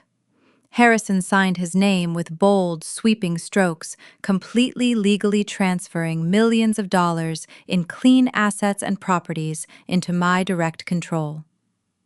I took the pen next and signed my name on the executive line, officially accepting my new role as the sole director of the trust. "Now comes the fun part," Mitchell said, a hard, satisfying smile spreading across his face. "Sabrina, execute the digital transfers. Move the money before they even wake up in Europe." I turned back to the laptop and opened the banking portals. I initiated the wire transfers, draining the $4 million in clean, liquid cash from the vulnerable corporate accounts and routing it directly into the heavily protected accounts of our brand new trust. I watched the progress bar on the screen fill up with bright green light. The transaction cleared. The clean money was officially safe and completely untouchable. Next, I accessed the administrative dashboard for the main logistics company. My fingers flew across the keys as I systematically revoked the executive privileges of both my father and my brother. I changed the master passwords for the corporate email servers. I disabled their access to the internal financial databases. And then, with one final, deeply satisfying keystroke, I permanently froze every single corporate credit card registered to Thomas and Justin. When they try to buy their expensive ski passes or order their vintage champagne tomorrow morning, every single piece of plastic in their designer wallets will be violently declined, I said, leaning back in my chair. They are completely locked out of the system. The fraudulent shell companies they've built are now holding absolutely nothing but empty accounts and massive defaulted loans. We just cut the head off their entire operation. Harrison let out a sharp, appreciative laugh. The sound was rich and full of life. "They left you behind because they thought you were weak," he said, looking at the screen displaying the locked accounts. "They are going to learn a very hard lesson about underestimating the wrong woman." We had successfully built our fortress and secured the legacy. But as I looked at the digital dashboard, a new alert suddenly popped up on the screen, demanding my immediate attention. The battle was far from over, and Thomas was already trying to make another devastating move from across the world. The sharp chime of an incoming notification cut through the heavy silence of the office. Mitchell leaned forward, his eyes narrowing as he read the subject line of the email that had just popped onto his secondary monitor. It was an automated alert from a premium commercial real estate registry that he used to monitor the high-value assets of his clients. I watched the color drain slightly from the face of the veteran attorney. He clicked on the encrypted attachment, and a scanned legal document filled the screen. "What is it?" Harrison asked, his voice tight with sudden tension. "We just secured the clean liquid cash and locked them out of the corporate dashboard. What else could they possibly touch tonight?" Mitchell did not answer immediately. He rapidly scrolled through the pages of the document, his jaw clenched so hard I could see the muscle jumping in his cheek.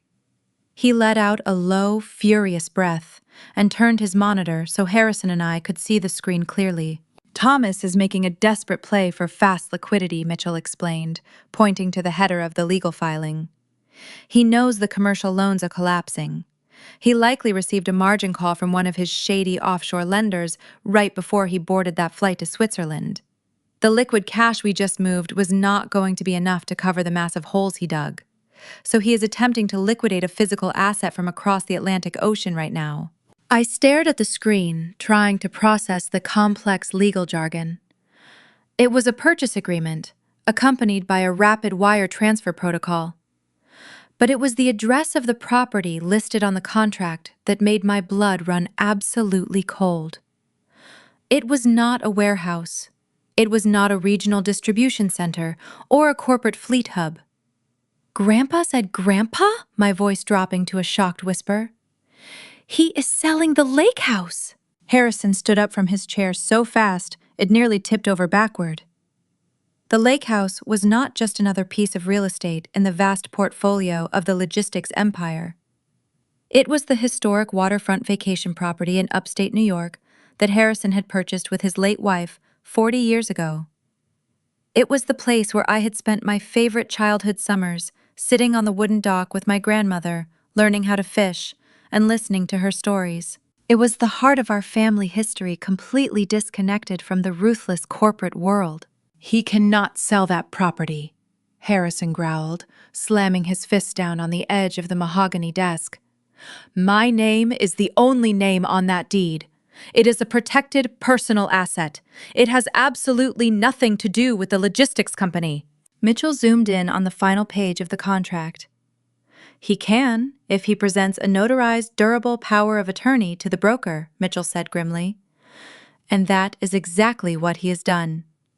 Thomas submitted a forged power of attorney document to a high-end international real estate broker based in London. He is using the same fake signature Justin traced for the commercial loans. They have bypassed the traditional American market entirely to avoid our local oversight. I pulled my laptop closer and rapidly cross-referenced the buyer listed on the contract. The purchaser was not an American family looking for a vacation home. It was a foreign investment conglomerate operating out of a tax haven. "This is a fire sale," I explained to Harrison, keeping my eyes locked on the digital paper trail. "Thomas is selling the lake house for pennies on the dollar. He found a foreign buyer who is willing to bypass the standard inspection and appraisal periods in exchange for a massive discount and a quiet cash transaction. The buyer gets a multi-million-dollar historic property for half its actual value, and Thomas gets an immediate, untraceable injection of clean cash to cover his failing debts. He is trying to wash the money through an international escrow account, while he is sitting safely in his ski chalet." The sheer audacity of the betrayal was staggering. While my father was sipping vintage wine and enjoying the pristine snow in the Swiss Alps, he was simultaneously destroying the most cherished piece of our family history. He was ripping away the legacy of my grandmother just to buy himself a few more months of false luxury. The cold, calculating nature of the transaction made me feel physically ill. "We have to cancel the sale right now," I said, turning to Mitchell. "We have the proof that the power of attorney is a complete forgery. You can just call the broker in London and tell them the transaction is illegal." Mitchell shook his head, his expression grim. "It is not that simple, Sabrina. This is an international cash transaction executed during a holiday weekend. The foreign broker does not care about our verbal claims of forgery. They only care about the signed paperwork in front of them. And Thomas made sure the fake documents looked incredibly legitimate on the surface. If I just call them and complain, they will ignore me and push the wire transfer through anyway. Once that money clears the international escrow account, the deed is legally transferred to the foreign conglomerate. We would have to spend the next 10 years fighting a massive legal battle in multiple different countries just to get the property back." "How much time do we have before the wire transfer becomes permanent?" Harrison asked, his voice tight with suppressed rage. He was looking at the photograph of the lake house, attached to the broker file, and I knew exactly what he was thinking. He was remembering the summers spent on the porch with my grandmother. He was watching his own son sell those precious memories to strangers for quick cash. I checked the timestamp on the digital escrow portal. Because of the time zone difference between Boston and London, the banking systems are already coming online for their morning processing, I told them, feeling a heavy knot of anxiety form in my chest. The buyer has already initiated the wire transfer. The funds are currently sitting in a holding status, waiting for the final clearance protocol. We have exactly 4 hours before the international banking window fully opens and the money irrevocably clears. If we do not stop this transaction before the sun comes up, the lake house is gone forever. The reality of the ticking clock settled heavily over the quiet office. 4 hours was virtually no time at all in the legal world. Courts were closed for the Christmas Eve holiday. Judges were asleep in their warm beds. Standard legal channels were completely unavailable to us. My father had timed this fraudulent sale with terrifying precision. He knew we would be paralyzed by the holiday closure. "We cannot let him take her house," Harrison said, his voice breaking slightly for the first time all night. He looked at me, his eyes fierce but filled with a profound sorrow. "I let them steal my dignity for 8 months, Sabrina. I let them mortgage my business and drain my accounts, but I will absolutely not let Thomas sell the home I built with your grandmother. We have to stop him. I stared back into his unwavering eyes. I will not let that happen, I swore to him, completely. I turned away from Harrison and immediately pulled the keyboard closer to the edge of the mahogany desk. The clock in the corner of the office read 3 in the morning. We had exactly 4 hours before the London financial sector officially opened its doors for the brief holiday trading window. I needed to build a completely bulletproof evidentiary file, proving that the power of attorney was a massive fabrication. Mitchell was already across the room, ripping a blank legal pad from his drawer and aggressively drafting the skeleton of a federal emergency injunction. We cannot just tell a judge that the signature looks fake, I said, keeping my voice sharp and entirely focused on the glowing screen. We need undeniable technical proof. Thomas was smart enough to use a high-definition scan of your actual signature, Grandpa, but he was incredibly stupid when it came to managing his digital footprint. I am going to rip the metadata right out of the PDF file he submitted to the international broker. I opened my specialized forensic software and imported the fraudulent purchase agreement. The program immediately began tearing the document down to its absolute core code. While the system processed the file, I accessed the secure server of the logistics company to pull up the original employment contract of my father. I needed a verified example of his digital activity to cross-reference against the fake power of attorney. Harrison stood silently behind my chair, watching the progress bars flash across the screen. I could hear his steady breathing. He was holding on to his composure through sheer force of will, but I knew the thought of losing the lake house was tearing him apart. That house was the only place where our family had ever felt genuinely happy before the greed completely consumed my father. I was not going to let Thomas trade those memories for a quick payout to cover his illegal debts. The forensic software chimed loudly, signaling the end of the extraction process. I expanded the raw data file and felt a fierce surge of triumph. I found it, I announced, pointing directly at a string of numbers buried deep in the code. When you create a digital document, it leaves a permanent fingerprint behind. Thomas thought he was being clever by using a secure virtual private network, but he forgot to scrub the original creation tag on the power of attorney document. Mitchell stopped writing and hurried over to look at the screen. "What exactly are we looking at, Sabrina?" he asked, his eyes scanning the dense lines of code. "We are looking at the geographical coordinates of the device that generated the forged signature," I explained, feeling a rush of pure adrenaline. This document was not created in Boston. It was not signed in the presence of an American notary. According to the embedded IP address, this file was generated, compressed, and emailed from a luxury resort network in Switzerland exactly 12 hours ago. The exact same resort where Thomas and Justin are currently staying. Mitchell let out a sharp bark of laughter. "That is brilliant, Sabrina. That proves Harrison could not have possibly signed the document. We have undeniable geographical proof of the forgery. I am going to attach this metadata report directly to the federal injunction." "But we have another massive hurdle," Mitchell continued, his expression growing entirely serious again. "It is Christmas morning.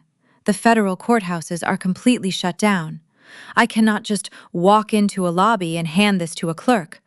I have to wake up a federal judge at his private residence and convince him to sign an emergency freeze order before the London bank processes the wire transfer. Who do you know?" I asked, looking at the clock. It was now 4 in the morning. We had 3 hours left. Mitchell walked back to his desk and picked up his cell phone. "I know Judge Carter," he said, dialing a number from his private contacts. "We have fought on opposite sides of the courtroom for 30 years. He hates my guts, but he respects the law, and he absolutely despises corporate fraud. Start compiling the digital package, Sabrina. I need it ready to send the moment he picks up the phone." I worked frantically organizing the forged document, the metadata geographical proof, and a sworn affidavit from Harrison into a single encrypted file. The tension in the office was almost suffocating. We listened to the phone ring on speaker for what felt like an absolute eternity. Finally, a gruff, sleep-heavy voice answered the line, demanding to know who was calling at this absurd hour. Mitchell did not waste a single second with pleasantries. He laid out the situation with brutal efficiency. He explained the elder abuse, the forged commercial loans, and the imminent fraudulent sale of a historic family property. He told the judge that we had irrefutable forensic evidence proving the power of attorney was forged in Europe just hours ago. "Send me the file," Judge Carter ordered, his voice suddenly sharp and wide awake. "You have 5 minutes to prove this is not just a family dispute, Mitchell. If this data is as solid as you claim, I will issue the federal injunction and push it through the emergency electronic registry." I hit send immediately, routing the encrypted package directly to the secure server of the judge. Now we had nothing to do but wait. The next hour was pure psychological torture. I kept my eyes locked on the international escrow portal, refreshing the page every 60 seconds. The status of the multi-million-dollar wire transfer remained stuck on pending. The foreign buyer had already deposited the cash. They were just waiting for the banking window to open in London to finalize the absolute transfer of the deed. Harrison paced the length of the office, his hands clasped tightly behind his back. He was a man who was used to being in total control of his environment, but right now, his entire legacy rested in the hands of a federal judge miles away. I wanted to tell him it was going to be fine, but false reassurances felt cheap in a moment this critical. The clock struck 6 in the morning. We had exactly 1 hour until the London financial markets opened. My hands were shaking slightly as I continued to refresh the escrow portal. The sky outside the window was beginning to turn a pale, bruised gray as the violent winter storm finally started to clear. Suddenly, the phone on the desk of Mitchell buzzed with a loud notification. He snatched it up and quickly read the message. A massive smile broke across his weathered face. He looked at Harrison and then at me, his eyes shining with absolute victory. "Judge Carter signed the order," Mitchell announced, his voice ringing with triumph. "The federal injunction is officially active. He just routed it through the International Financial Clearinghouse." I immediately turned back to the laptop and refreshed the escrow portal one more time. The screen loaded slowly, the processing wheel spinning for a few agonizing seconds. Then the status bar at the top of the page changed dramatically. The yellow pending notification vanished completely. It was replaced by a stark, bold red message that read, "Transaction permanently blocked by federal mandate." "We did it!" I whispered, slumping back into my chair. The heavy, crushing weight that had been sitting on my chest all night finally lifted. "The wire transfer is dead?" "The foreign buyer just had their funds frozen by the International Banking Authority. The lake house is completely safe." Harrison stopped pacing. He walked over to my chair and placed his hands on my shoulders, giving me a firm, proud squeeze. He looked at the red text on the screen and let out a long, shaky breath. "Thank you, Sabrina," he said, his voice thick with profound gratitude. "You just saved the only piece of this empire that actually mattered to me." I looked up at him, feeling a deep sense of accomplishment. "We protected your home, Grandpa." "But Thomas and Justin are going to be absolutely furious when they realize their quick cash grab failed. They are going to be completely desperate." Mitchell walked over and crossed his arms over his chest. "Let them be desperate," he said, a cold, dangerous edge returning to his voice. "We have secured the clean assets. We have blocked the sale of the lake house. We have successfully severed the healthy tissue from their massive, fraudulent infection. Now we just have to sit back and watch them drown in the mess they created." I closed the escrow portal and shut down the encrypted laptop. The sun was finally rising over Boston, casting a bright, clean light across the snow-covered city. We had worked through the entire night, and we had won the most important battle of my life. My father and brother had left me in a freezing house, expecting me to be a helpless victim. Instead, I had systematically dismantled their entire criminal operation, piece by piece. "They will be coming home in exactly 1 week," Harrison said, looking out the window at the morning light. "They will expect to find me rotting in that chair, and you crying about the bank notices."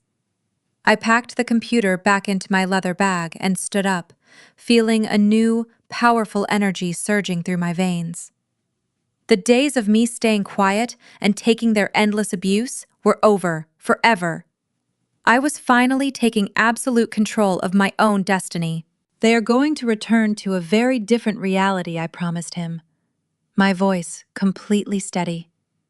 "We have laid the perfect trap, and when they finally pull into that driveway, we are going to make sure they lose absolutely everything they ever cared about, including their freedom." The following 7 days moved with a quiet, relentless intensity that completely transformed the atmosphere of the sprawling Massachusetts estate. We did not waste a single hour celebrating our initial victory with the federal injunction. There was too much physical ground to secure before my father and brother returned from Europe. Harrison and I drove back to the mansion that Christmas morning and immediately began changing the physical reality of the property to match the new legal structures Mitchell had established. We hired a private security firm to replace every single lock on the exterior doors. The heavy brass deadbolts were swapped out for advanced electronic keypads that required specific access codes to operate. We deactivated the old garage door openers and completely wiped the security gate registry. The estate was no longer a vulnerable target waiting to be exploited. It was a fully secured fortress, and I was the one holding the master keys. During that week, the winter weather remained brutally cold, turning the remaining snow into thick sheets of solid ice across the massive front lawn. Inside the house, however, everything was different. Harrison had me adjust the thermostat to a comfortable warm temperature. We lit the grand fireplace in the living room and actually enjoyed the rest of the holiday season together. For the first time in my life, I did not feel like an unwanted guest tiptoeing around the edges of my own family. I was sitting at the head of the table, reviewing corporate transition plans with the man who built the entire empire. But underneath the quiet comfort of those days, a heavy current of anticipation was constantly building. We knew exactly when their return flight was scheduled to land at the international airport in Boston. Exactly 1 week after they had abandoned us, the morning of their arrival finally came.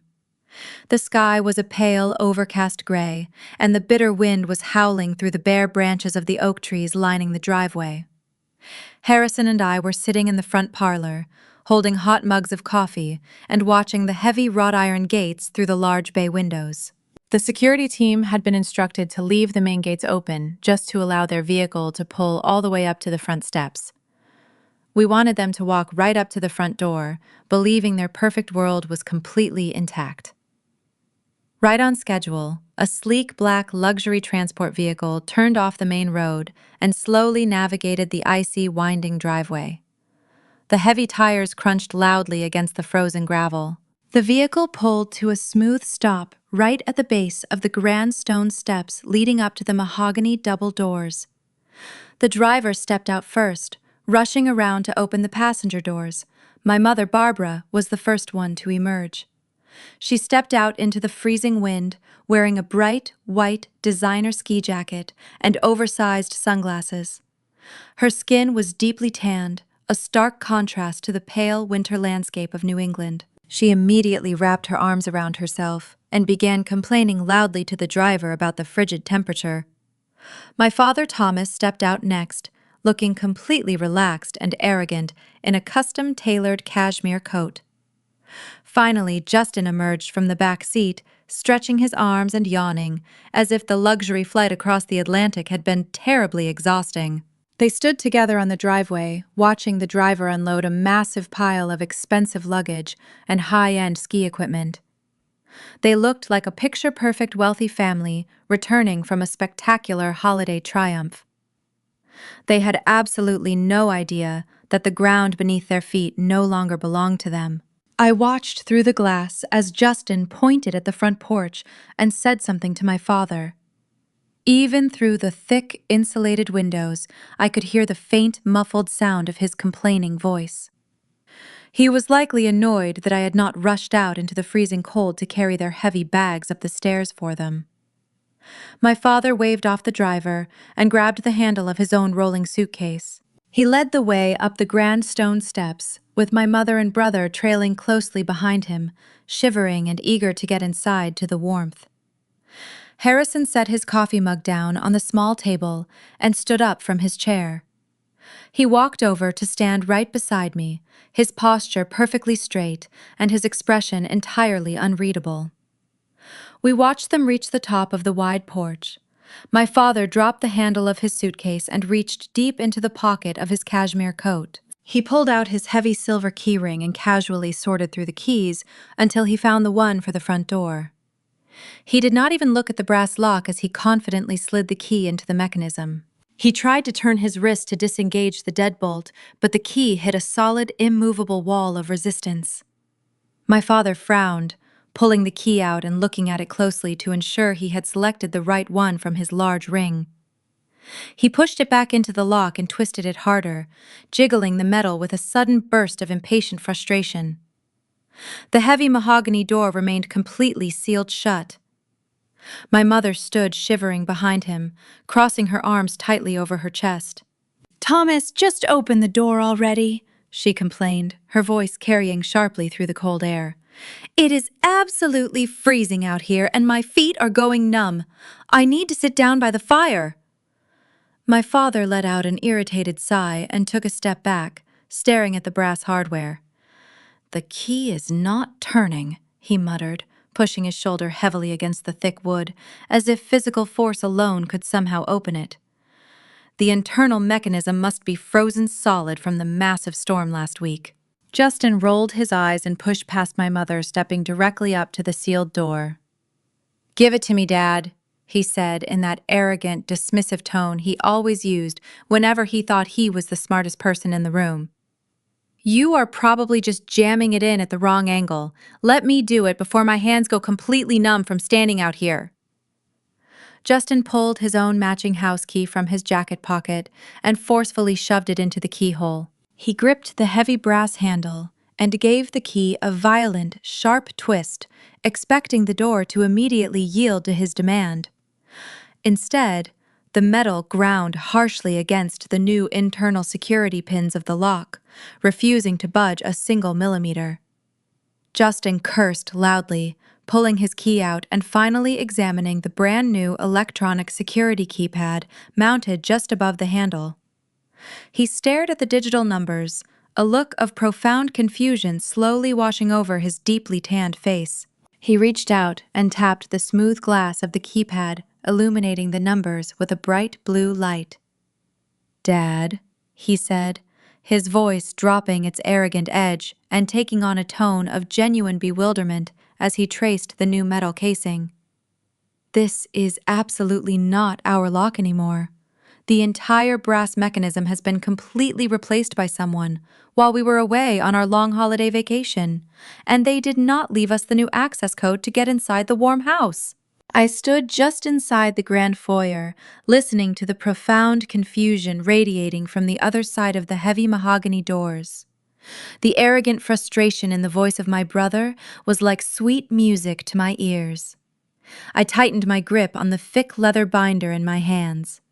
It contained every single piece of financial evidence, the federal injunctions, the frozen account ledgers, and the formal eviction notices Mitchell had carefully drafted. I took a deep breath, feeling my heart pound a steady, powerful rhythm against my ribs. I reached out and turned the heavy metal handle, pushing the grand double doors open and stepping out onto the expansive stone porch. The freezing winter wind immediately whipped across my face, but I did not shiver. The icy air felt entirely refreshing. I looked down at the three people standing on the icy steps below me. My mother Barbara was the first to react to my sudden appearance. She let out a loud, exasperated gasp, throwing her hands up in the air in a dramatic display of supreme annoyance. "Sabrina, "What on earth are you doing?" she screamed, her voice shrill and echoing across the snow-covered lawn. "Why is the front door locked? Open it this instant and help your father with these heavy bags." We have been traveling for over a day on private flights and I am absolutely exhausted from the journey. And what happened to the lock? Did you break it while we were gone because you are too clumsy to use a simple key? I did not move a single inch. I stood my ground at the top of the stairs, looking down at her pristine designer ski jacket, her expensive sunglasses, and her deep, artificial tan. "I did not break anything, Mother," I replied, my voice completely calm and devoid of any emotion. "I simply upgraded the security system to protect the physical assets of this estate from foreign threats and domestic thieves." My father, Thomas, dropped the handle of his massive suitcase with a heavy thud. His head snapped up and he glared at me with pure, unadulterated fury. "What kind of ridiculous game are you playing?" he demanded, taking a heavy, aggressive step up the frozen stairs. "Turn off the security system right now and let us inside. I am not in the mood for your pathetic cries for attention today."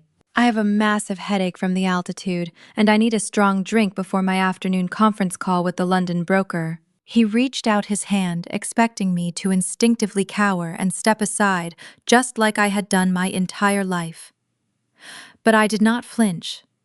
Instead, I opened the thick leather binder and pulled out a stack of crisp white legal documents. I tossed them casually through the freezing air. The violent winter wind caught the heavy papers, scattering them across the icy stone steps right at the feet of my father. "I am not playing a game, Thomas," I said, stripping away his parental title and addressing him exactly like the corporate criminal he truly was. "You are officially trespassing on private property. Those papers you are stepping on are formal eviction notices drafted by the personal attorney of Harrison. The secondary documents are the current bank statements for your fraudulent offshore shell companies and your personal corporate credit cards. I permanently froze every single account you hold. Your fake empire is completely bankrupt and you do not own this house anymore." My father stared at the papers fluttering in the snow, as if they were written in a terrifying foreign language. He slowly bent down and picked up the top page. I watched the arrogant color rapidly drain from his face as his eyes scanned the federal injunction blocking the sale of the lake house and the notices of immediate eviction. The reality of his absolute destruction was finally staring him right in the face. His hands began to visibly shake, holding the cold legal paper. The realization that his secret international wire transfer had failed was slowly breaking his mind. But Justin was completely incapable of reading the room. The golden child had been pampered and protected for so long that he genuinely believed he was completely invincible. He let out a loud, mocking laugh and stepped in front of my father, kicking the important legal papers aside with his expensive Italian leather boots.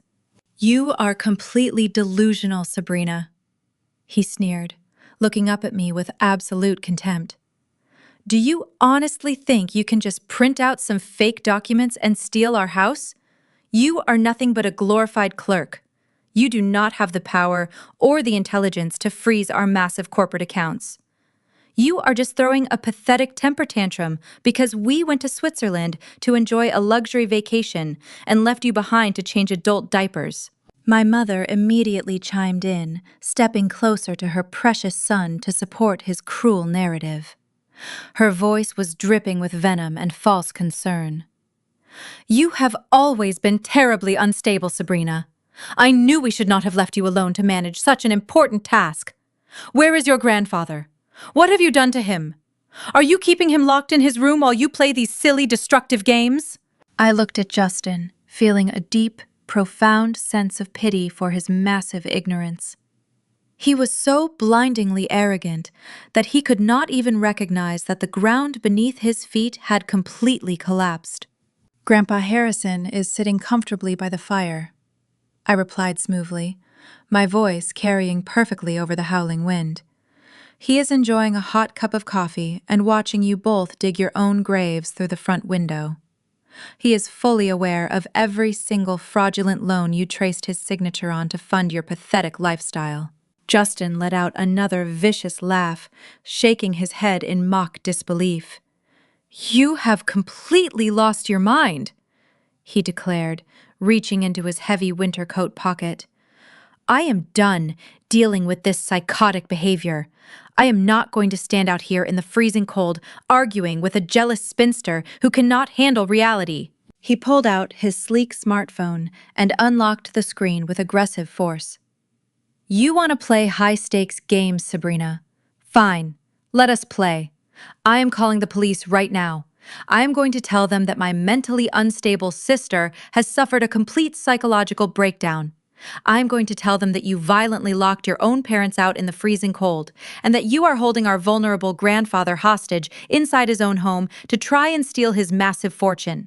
You are going to be in handcuffs within the hour, and then I am going to personally make sure you are locked away in a psychiatric ward for the rest of your pathetic life." I stood perfectly still on the top step, listening to him dial the emergency number. I did not interrupt him. I did not try to stop him or explain that federal authorities had been tracking his movements since he boarded his flight.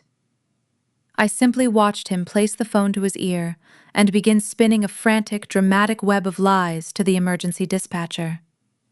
He played the role of the terrified, protective grandson with sickening perfection. He gave them the exact address of the estate and demanded immediate armed police intervention, claiming innocent lives were in severe and immediate danger. When he hung up the phone, he looked at me with a triumphant, smug grin. His chest puffed out, believing he had just won the ultimate victory against me.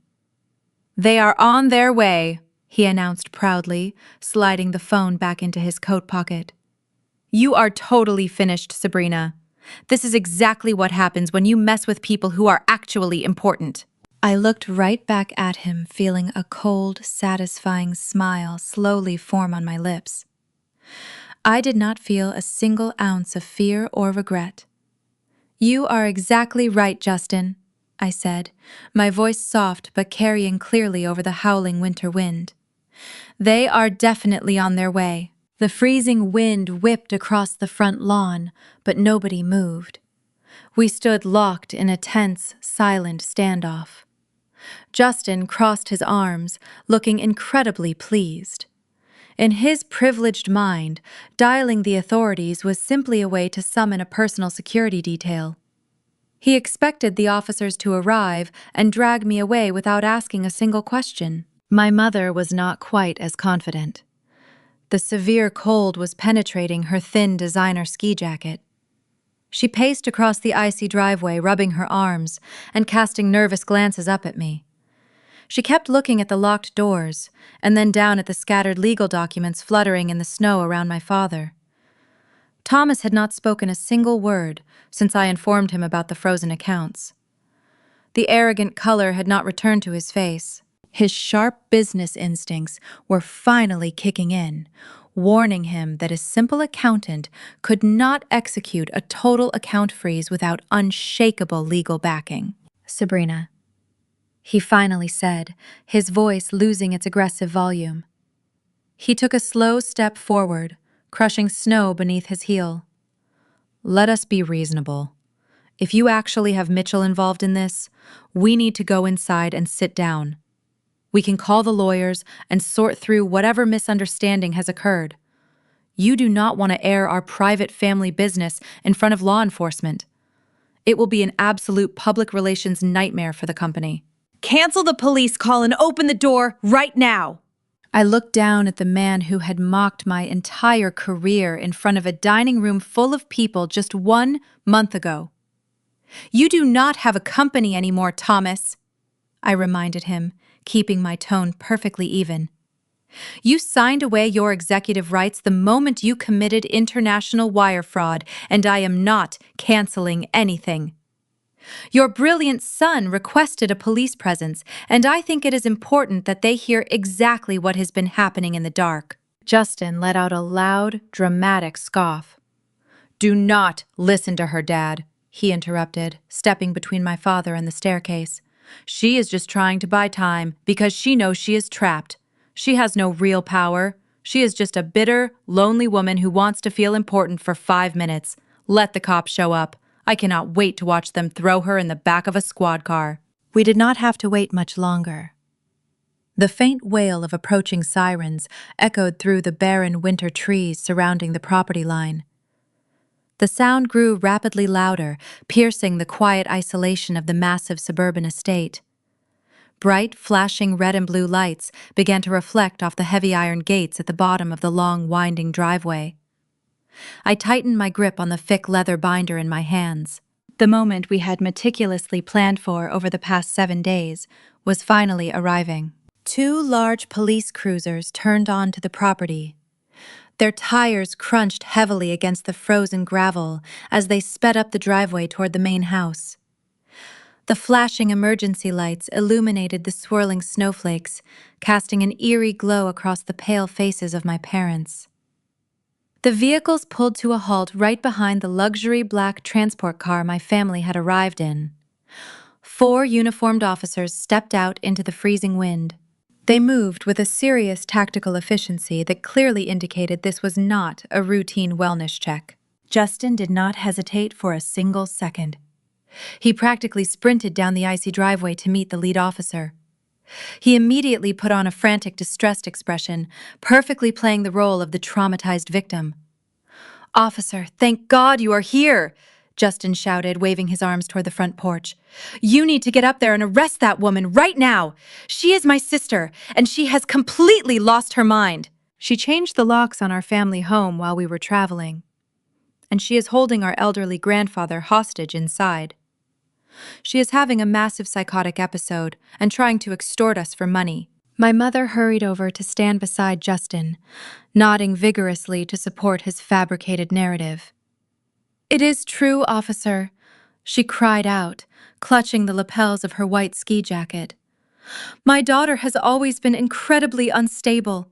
We are terrified for the safety of my father-in-law. You have to break that door down and get him away from her before she does something violent." The lead officer, a tall, broad-shouldered man with a stern, deeply lined face, held up a gloved hand to stop their frantic shouting.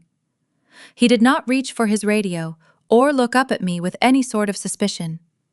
He simply looked back and forth between my mother and my brother. He then glanced at my father, who was still standing near the base of the stone steps, looking increasingly uncomfortable under the flashing police lights. "Are you Thomas and Justin?" he asked, his voice booming over the sound of the idling police cruisers. Justin puffed out his chest, standing tall with absolute arrogant pride. He honestly thought the officer was respectfully confirming the identity of the wealthy homeowners before taking their official statements. "Yes, sir, I am Justin, and this is my father, Thomas," he answered, gesturing toward the older man.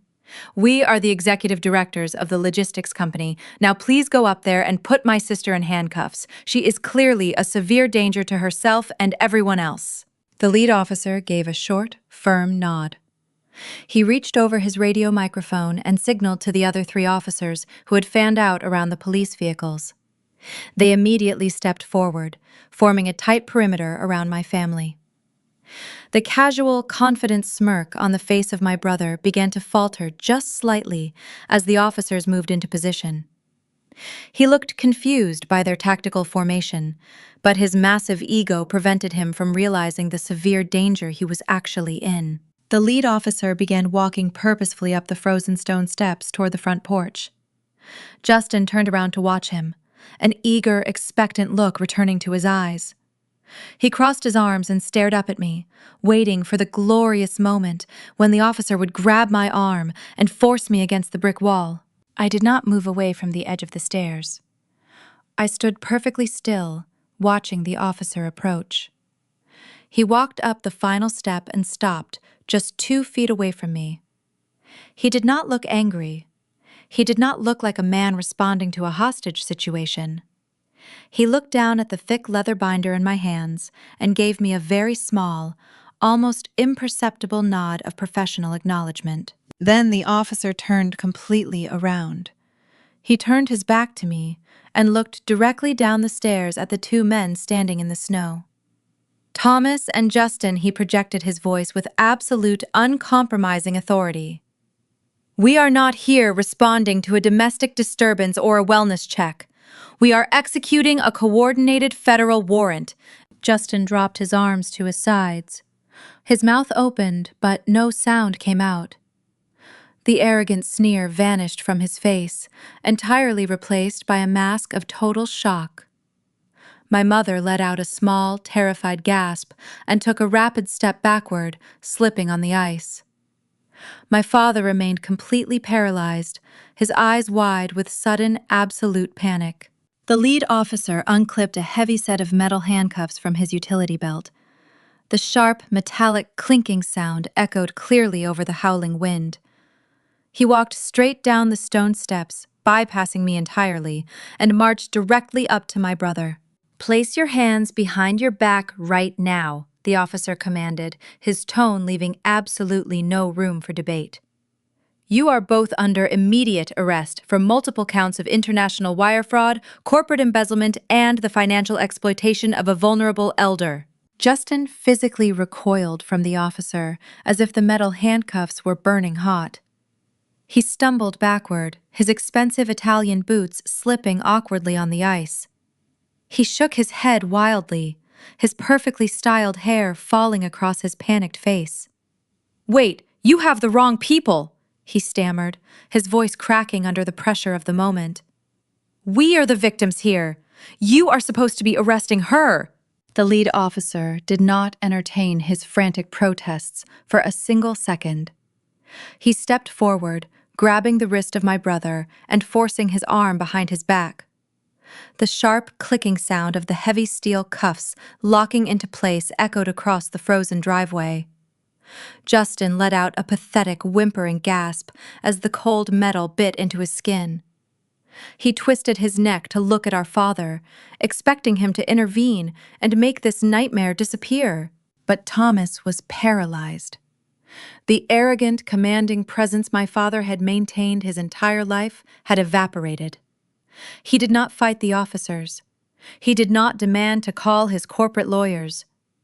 When the second officer approached him, Thomas simply lowered his head and offered his wrists in total defeat. He knew exactly what those charges meant. He knew the paper trail we uncovered was undeniable. Justin continued to struggle against the grip of the officer, his panic rapidly escalating into raw hysteria.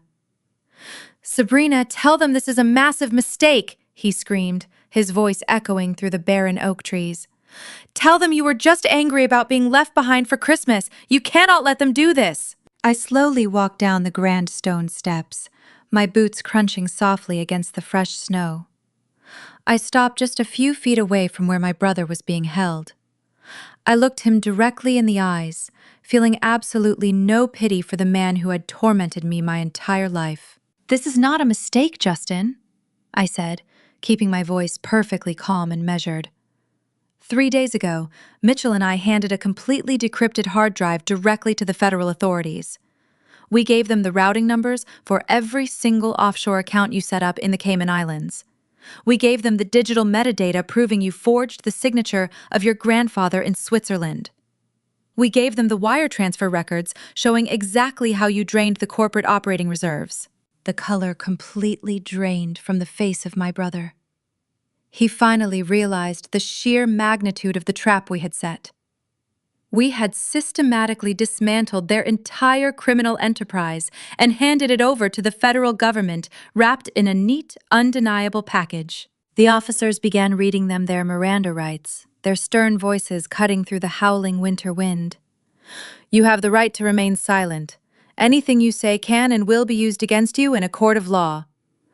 The standard legal phrases sounded incredibly surreal, spoken in the driveway of my childhood home. Suddenly, a loud, piercing wail shattered the tense atmosphere. My mother, Barbara, fell to her knees on the icy driveway. The pristine white fabric of her expensive designer ski jacket was instantly soaked in freezing slush. but she did not even seem to notice.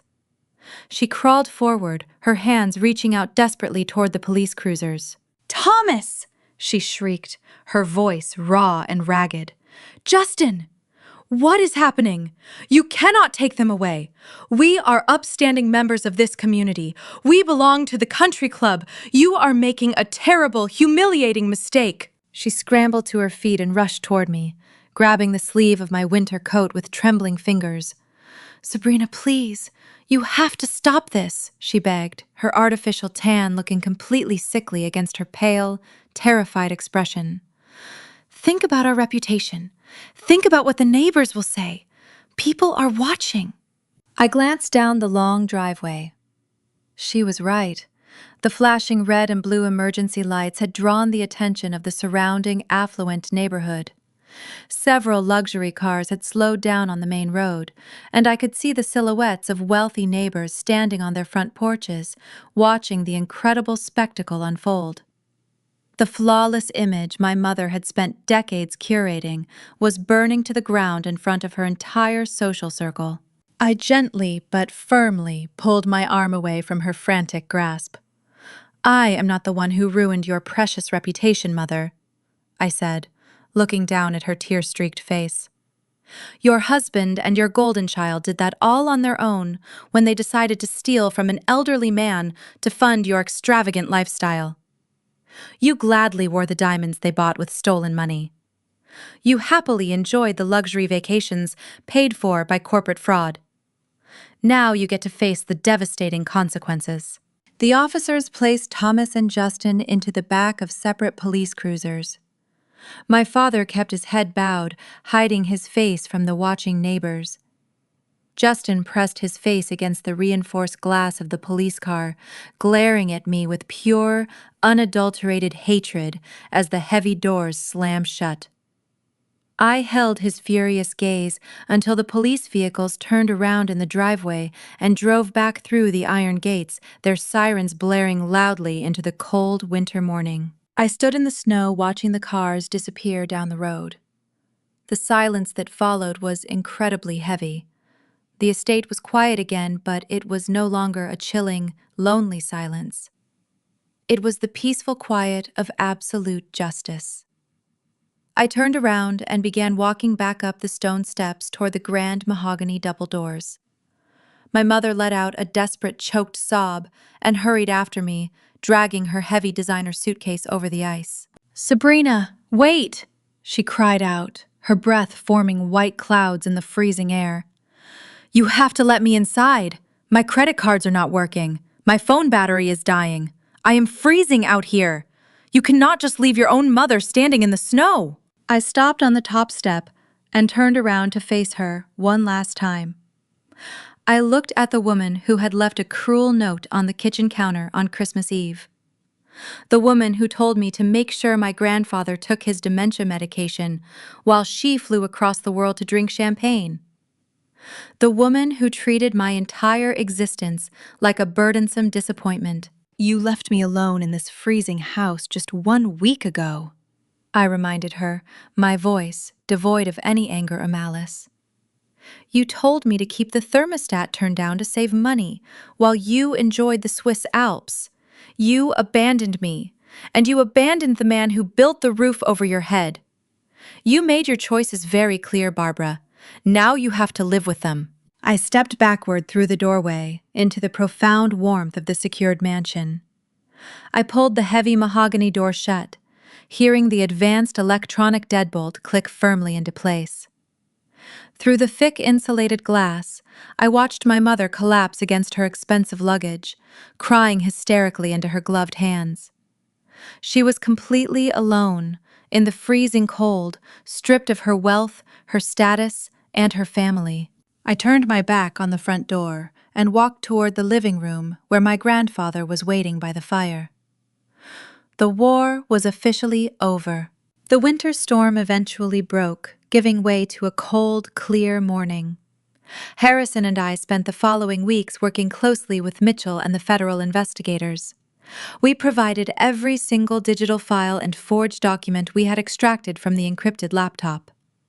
The authorities were absolutely astounded by the sheer volume of concrete evidence we had meticulously gathered. We handed them a perfectly constructed case on a silver platter. There was absolutely no need for a lengthy, complex investigation because the financial paper trail was entirely undeniable. The news of the high-profile arrest spread through the Boston financial district like wildfire. The logistics empire had always been a massive pillar of the local economy, and the sudden removal of its top executives sent massive shockwaves through the corporate world. But Harrison stepped forward immediately to take control. He released a formal public statement assuring the loyal employees and the nervous shareholders that the core assets of the company were completely secure. He announced that a new executive trust had been established to protect the legacy of the business from the catastrophic mismanagement of his son and grandson. The financial markets reacted with surprising stability and relief. The swift and decisive removal of the fraudulent leadership actually restored deep confidence among our legitimate investors and partners. While the company stabilized, the legal nightmare for Thomas and Justin was only just beginning. They were held in federal custody without bail because the judge deemed them a severe flight risk given their previous bold attempt to hide offshore assets. They scrambled frantically from their holding cells to find adequate legal representation. They fully expected the most prestigious law firms in the city to rush to their immediate defense, but their new reality was brutally different from their expectations. Every single uncompromised asset had been legally transferred to my irrevocable trust weeks ago. Their personal accounts remained permanently frozen by the federal government, pending the massive fraud investigation. They had absolutely no money to pay for high-end defense attorneys. The slick, expensive corporate lawyers they usually relied on completely abandoned them the exact second they realized the heavy retainer checks would forcefully bounce. Thomas and Justin were ultimately forced to rely entirely on overworked public defenders who took one look at the mountain of forensic evidence and immediately advised them to seek a swift plea deal. But my father and my brother were way too arrogant to accept any sort of defeat. They genuinely believed they could somehow talk their way out of a massive federal indictment. They falsely thought their former status and their previous wealth would magically shield them from the severe, crushing consequences of their terrible actions. Several months later, the formal sentencing hearing took place in a crowded federal courthouse. I walked into the grand courtroom with Harrison and Mitchell right by my side. We sat firmly in the front row, watching intently as Thomas and Justin were slowly led into the room by heavily armed bailiffs. They were wearing bright orange, standard-issue prison jumpsuits.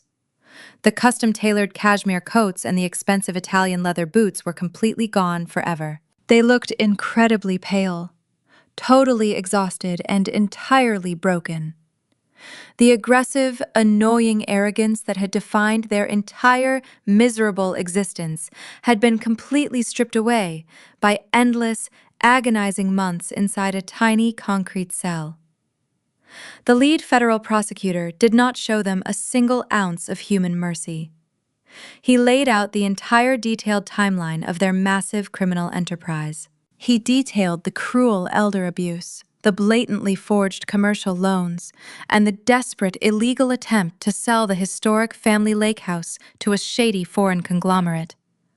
The veteran judge presiding over the important case was highly notorious for his strict, uncompromising stance on severe white-collar crime. He looked down from the high wooden bench with a look of absolute disgust etched onto his stern face. He firmly stated that the systematic, calculated exploitation of a vulnerable elderly family member for pure personal financial gain was easily one of the most repulsive, unforgivable crimes he had ever witnessed in his long career. There were absolutely no hidden legal loopholes for them to exploit. There were no obscure technicalities that their exhausted public defenders could use to reduce the heavy charges. The digital metadata evidence I expertly extracted from the secure laptop was completely and utterly bulletproof. The judge did not hesitate before handing down a truly devastating sentence. Thomas received a crushing 15 years in federal prison for directly orchestrating the massive financial fraud and the cruel elder abuse. Justin received a solid 10 years for his direct role in the physical forgery and the subsequent international wire transfers. I sat quietly and watched their pale faces as the incredibly heavy sentence was loudly pronounced to the entire room. Justin completely collapsed internally, burying his wet face deep in his shaking hands and sobbing loudly in the quiet, structured courtroom.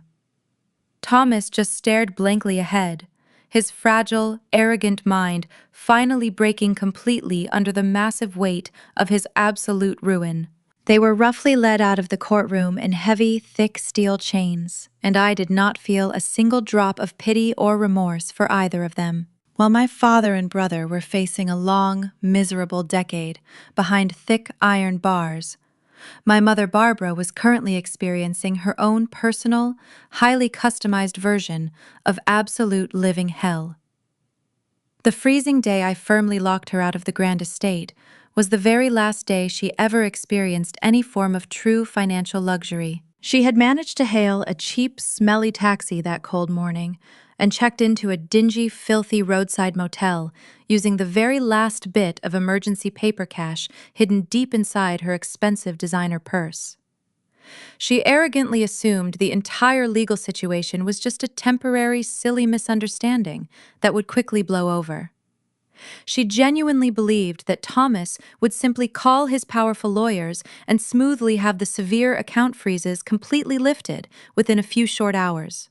But the lonely days turned into stressful weeks, and her harsh, terrifying reality finally set in permanently. The federal government forcefully seized every single personal asset vaguely connected to the massive fraudulent bank loans.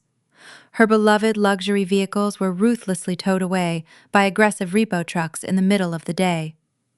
Her extensive, valuable collection of designer jewelry was completely confiscated as an integral part of the federal asset recovery process. Barbara was ultimately forced to officially file for total humiliating bankruptcy. The extreme financial ruin was absolutely devastating, but the brutal social destruction was what truly broke her fragile, superficial spirit. My mother had spent her entire adult life meticulously building a flawless, untouchable image among the wealthy elite of Boston. She actively worshipped her lofty social status, far above the well-being of her own daughter. But the exact moment the massive fraud scandal heavily hit the local evening news, her precious high society friends dropped her completely and without hesitation. The prestigious, exclusive country club she loved so much permanently revoked her expensive membership, citing the strict morality clause embedded deep in their rigid bylaws. The elite, powerful women who used to eagerly attend her lavish winter holiday parties suddenly pretended they did not even know her first name. They firmly refused to answer her desperate weeping phone calls, and they actively crossed the street to avoid walking past her in public. Barbara had built her entire identity on the fragile illusion of a perfect, wealthy family. Now that thin illusion was violently shattered into a million tiny, unrecoverable pieces. She was no longer the envied wife of a powerful logistics executive. She was the broke, deeply disgraced spouse of a convicted federal felon. Without the massive amounts of stolen money to fund her lavish lifestyle, she was forced to move into a tiny, run-down apartment on the loud industrial outskirts of the busy city. She had to take a demeaning, low-paying job as a basic receptionist just to afford her daily generic groceries. The artificial tan faded from her tired skin, and the expensive highlights grew out of her unstyled hair. She occasionally tried to reach out to me, sending long, rambling letters filled with pathetic tears and bold demands for immediate financial help. She foolishly claimed she was a helpless victim of the cruel manipulation of Thomas and begged me to share the vast wealth of the new trust. I never responded to a single letter. I simply handed them directly over to Mitchell to add to our thick legal files. She had made her true choice very clear when she eagerly left me entirely alone in the freezing dark, on Christmas Eve. I owed her absolutely nothing. The absolute downfall of the terrible people who had relentlessly tormented me was finally complete and irreversible. They tried to destroy the legacy of my grandfather. Instead, they dug their very own graves. Justice was served. 6 months after the sentencing hearing, I stood at the head of the main conference table, inside the restored headquarters of Harrison Logistics. Morning sunlight poured through the glass walls and reflected across a room that had once belonged entirely to my father. His oversized portrait had been removed from the lobby. The executive floor no longer displayed photographs of Justin cutting ribbons at projects he had never managed. In their place were framed images of the drivers, warehouse teams, dispatchers, and regional managers who had kept the company alive while the people at the top were stealing from it. Harrison sat to my right, in a dark navy suit looking stronger than he had in years. Mitchell sat beside him, with the final corporate resolutions arranged in a precise stack. Across from us were the newly appointed independent directors, the heads of the surviving divisions, and representatives of the Employee Pension Committee. Nobody in that room was there because of family loyalty. They were there because they had earned the right to help rebuild what had nearly been destroyed. The months following the arrests had demanded more discipline than any investigation I had ever handled. The federal injunction had protected the lake house, and the new trust had secured the clean regional hubs, the unencumbered vehicle fleets, and the remaining liquid reserves. But the fraudulent loans attached to the original corporation did not disappear simply because Thomas and Justin went to prison. Mitchell coordinated with the bank's federal prosecutors and a court-appointed restructuring team while I traced every recoverable dollar. Several luxury vehicles, investment accounts, and properties purchased with stolen funds were seized and sold. Insurance claims covered part of the losses created by the forged signatures. The banks agreed to restructure the legitimate portion of the debt after receiving the complete forensic record and recognizing that Harrison had been the victim rather than the architect of the fraud. We sold 2 inefficient warehouses that had been compromised beyond repair. But we protected every profitable regional operation and preserved the jobs of thousands of employees who had done nothing wrong. I also rebuilt the company controls from the foundation upward. No executive could authorize a major transfer alone. Every property loan required independent legal review, dual signatures, and direct confirmation from the board audit committee. Vendor identities were verified before a single invoice entered the payment system. Anonymous reporting channels gave employees a safe way to expose misconduct without risking their careers. I hired an experienced chief financial officer from outside the family and promoted several longtime managers whom Justin had ignored because they refused to flatter him. The people who understood the routes, the customers, and the daily pressure of the business finally had a voice in the decisions. Within 1 quarter, operating costs fell, delayed contracts returned, and clients who had prepared to leave began signing new multi-year agreements. The company was not magically healed, but it was honest, stable, and moving forward under rules no spoiled heir could quietly bypass. That morning, Mitchell rose and formally read the final resolution into the record. Harrison Logistics and the protected operating assets held by the new trust would function under a single, reorganized management structure. Harrison would remain founder and chairman emeritus, with full access to the company he had created, but no obligation to carry its daily weight. The board then voted unanimously to appoint me chief executive officer. I had known the vote was coming, yet hearing my name followed by that title still struck me with unexpected force. For most of my life, my family had used every achievement of mine as another opportunity to diminish me. My father had called forensic accounting a useless exercise in examining old receipts. Justin had described me as a paper pusher who could never understand real business. Now the very skills they mocked had saved the company, protected its employees, exposed their crimes, and earned the confidence of a board that had examined my work without prejudice. Harrison stood slowly when Mitchell placed the appointment documents in front of him. The room became completely quiet. He signed the final page with the same bold, unmistakable signature Thomas and Justin had tried to imitate. Then he turned the document toward me and offered the pen. His hand was steady. His eyes were clear. There was no performance left between us, and no need for one.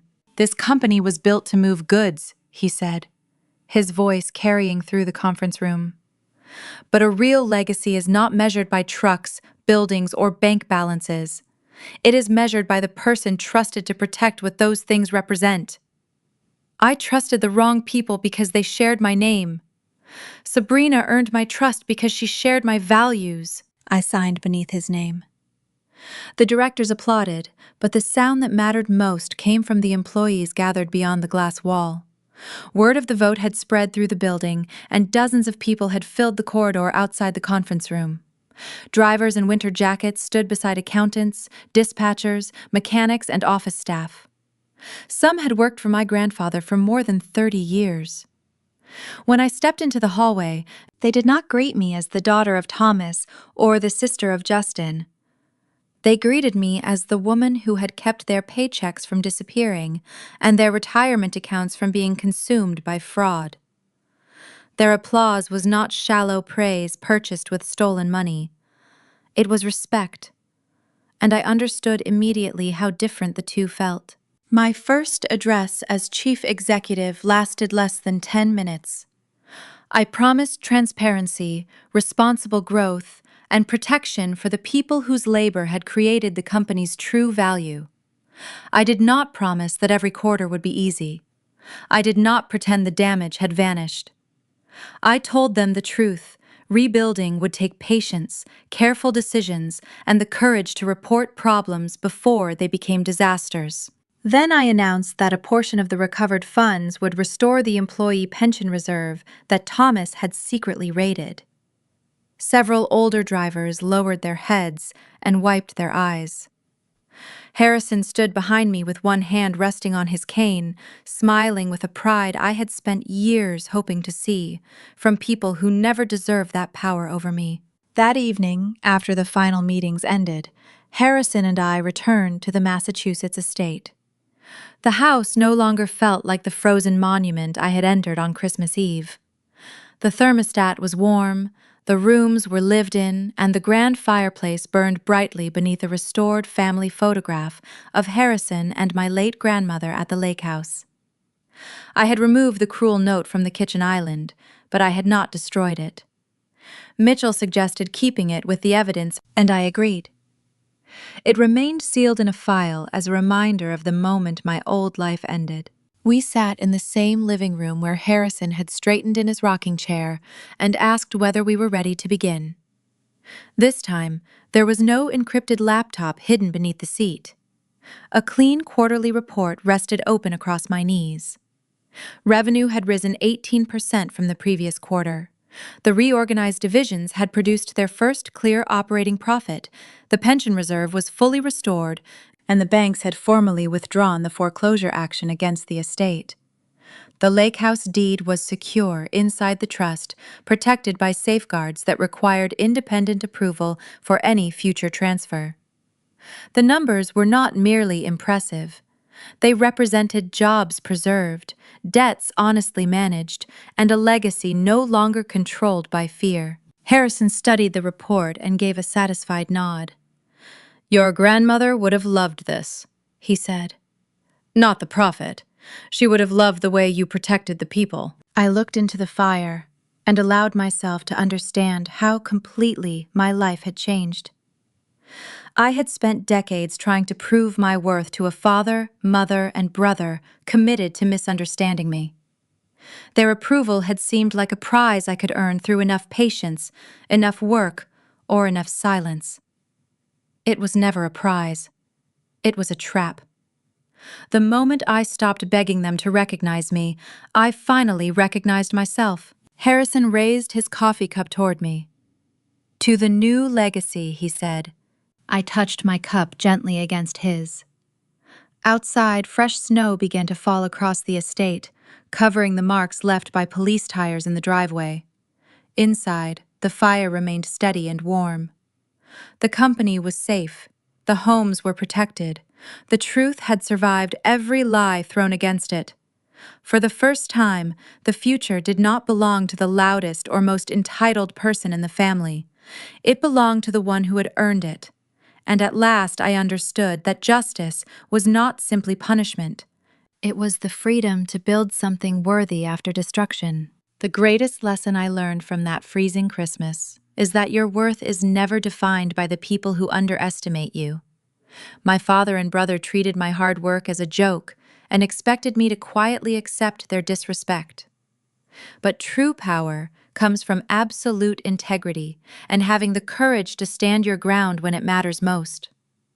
You do not have to accept a lesser role in your own life just to keep a toxic peace. If you have ever had to fight back against relatives who tried to tear you down, I would love to hear your story in the comments below.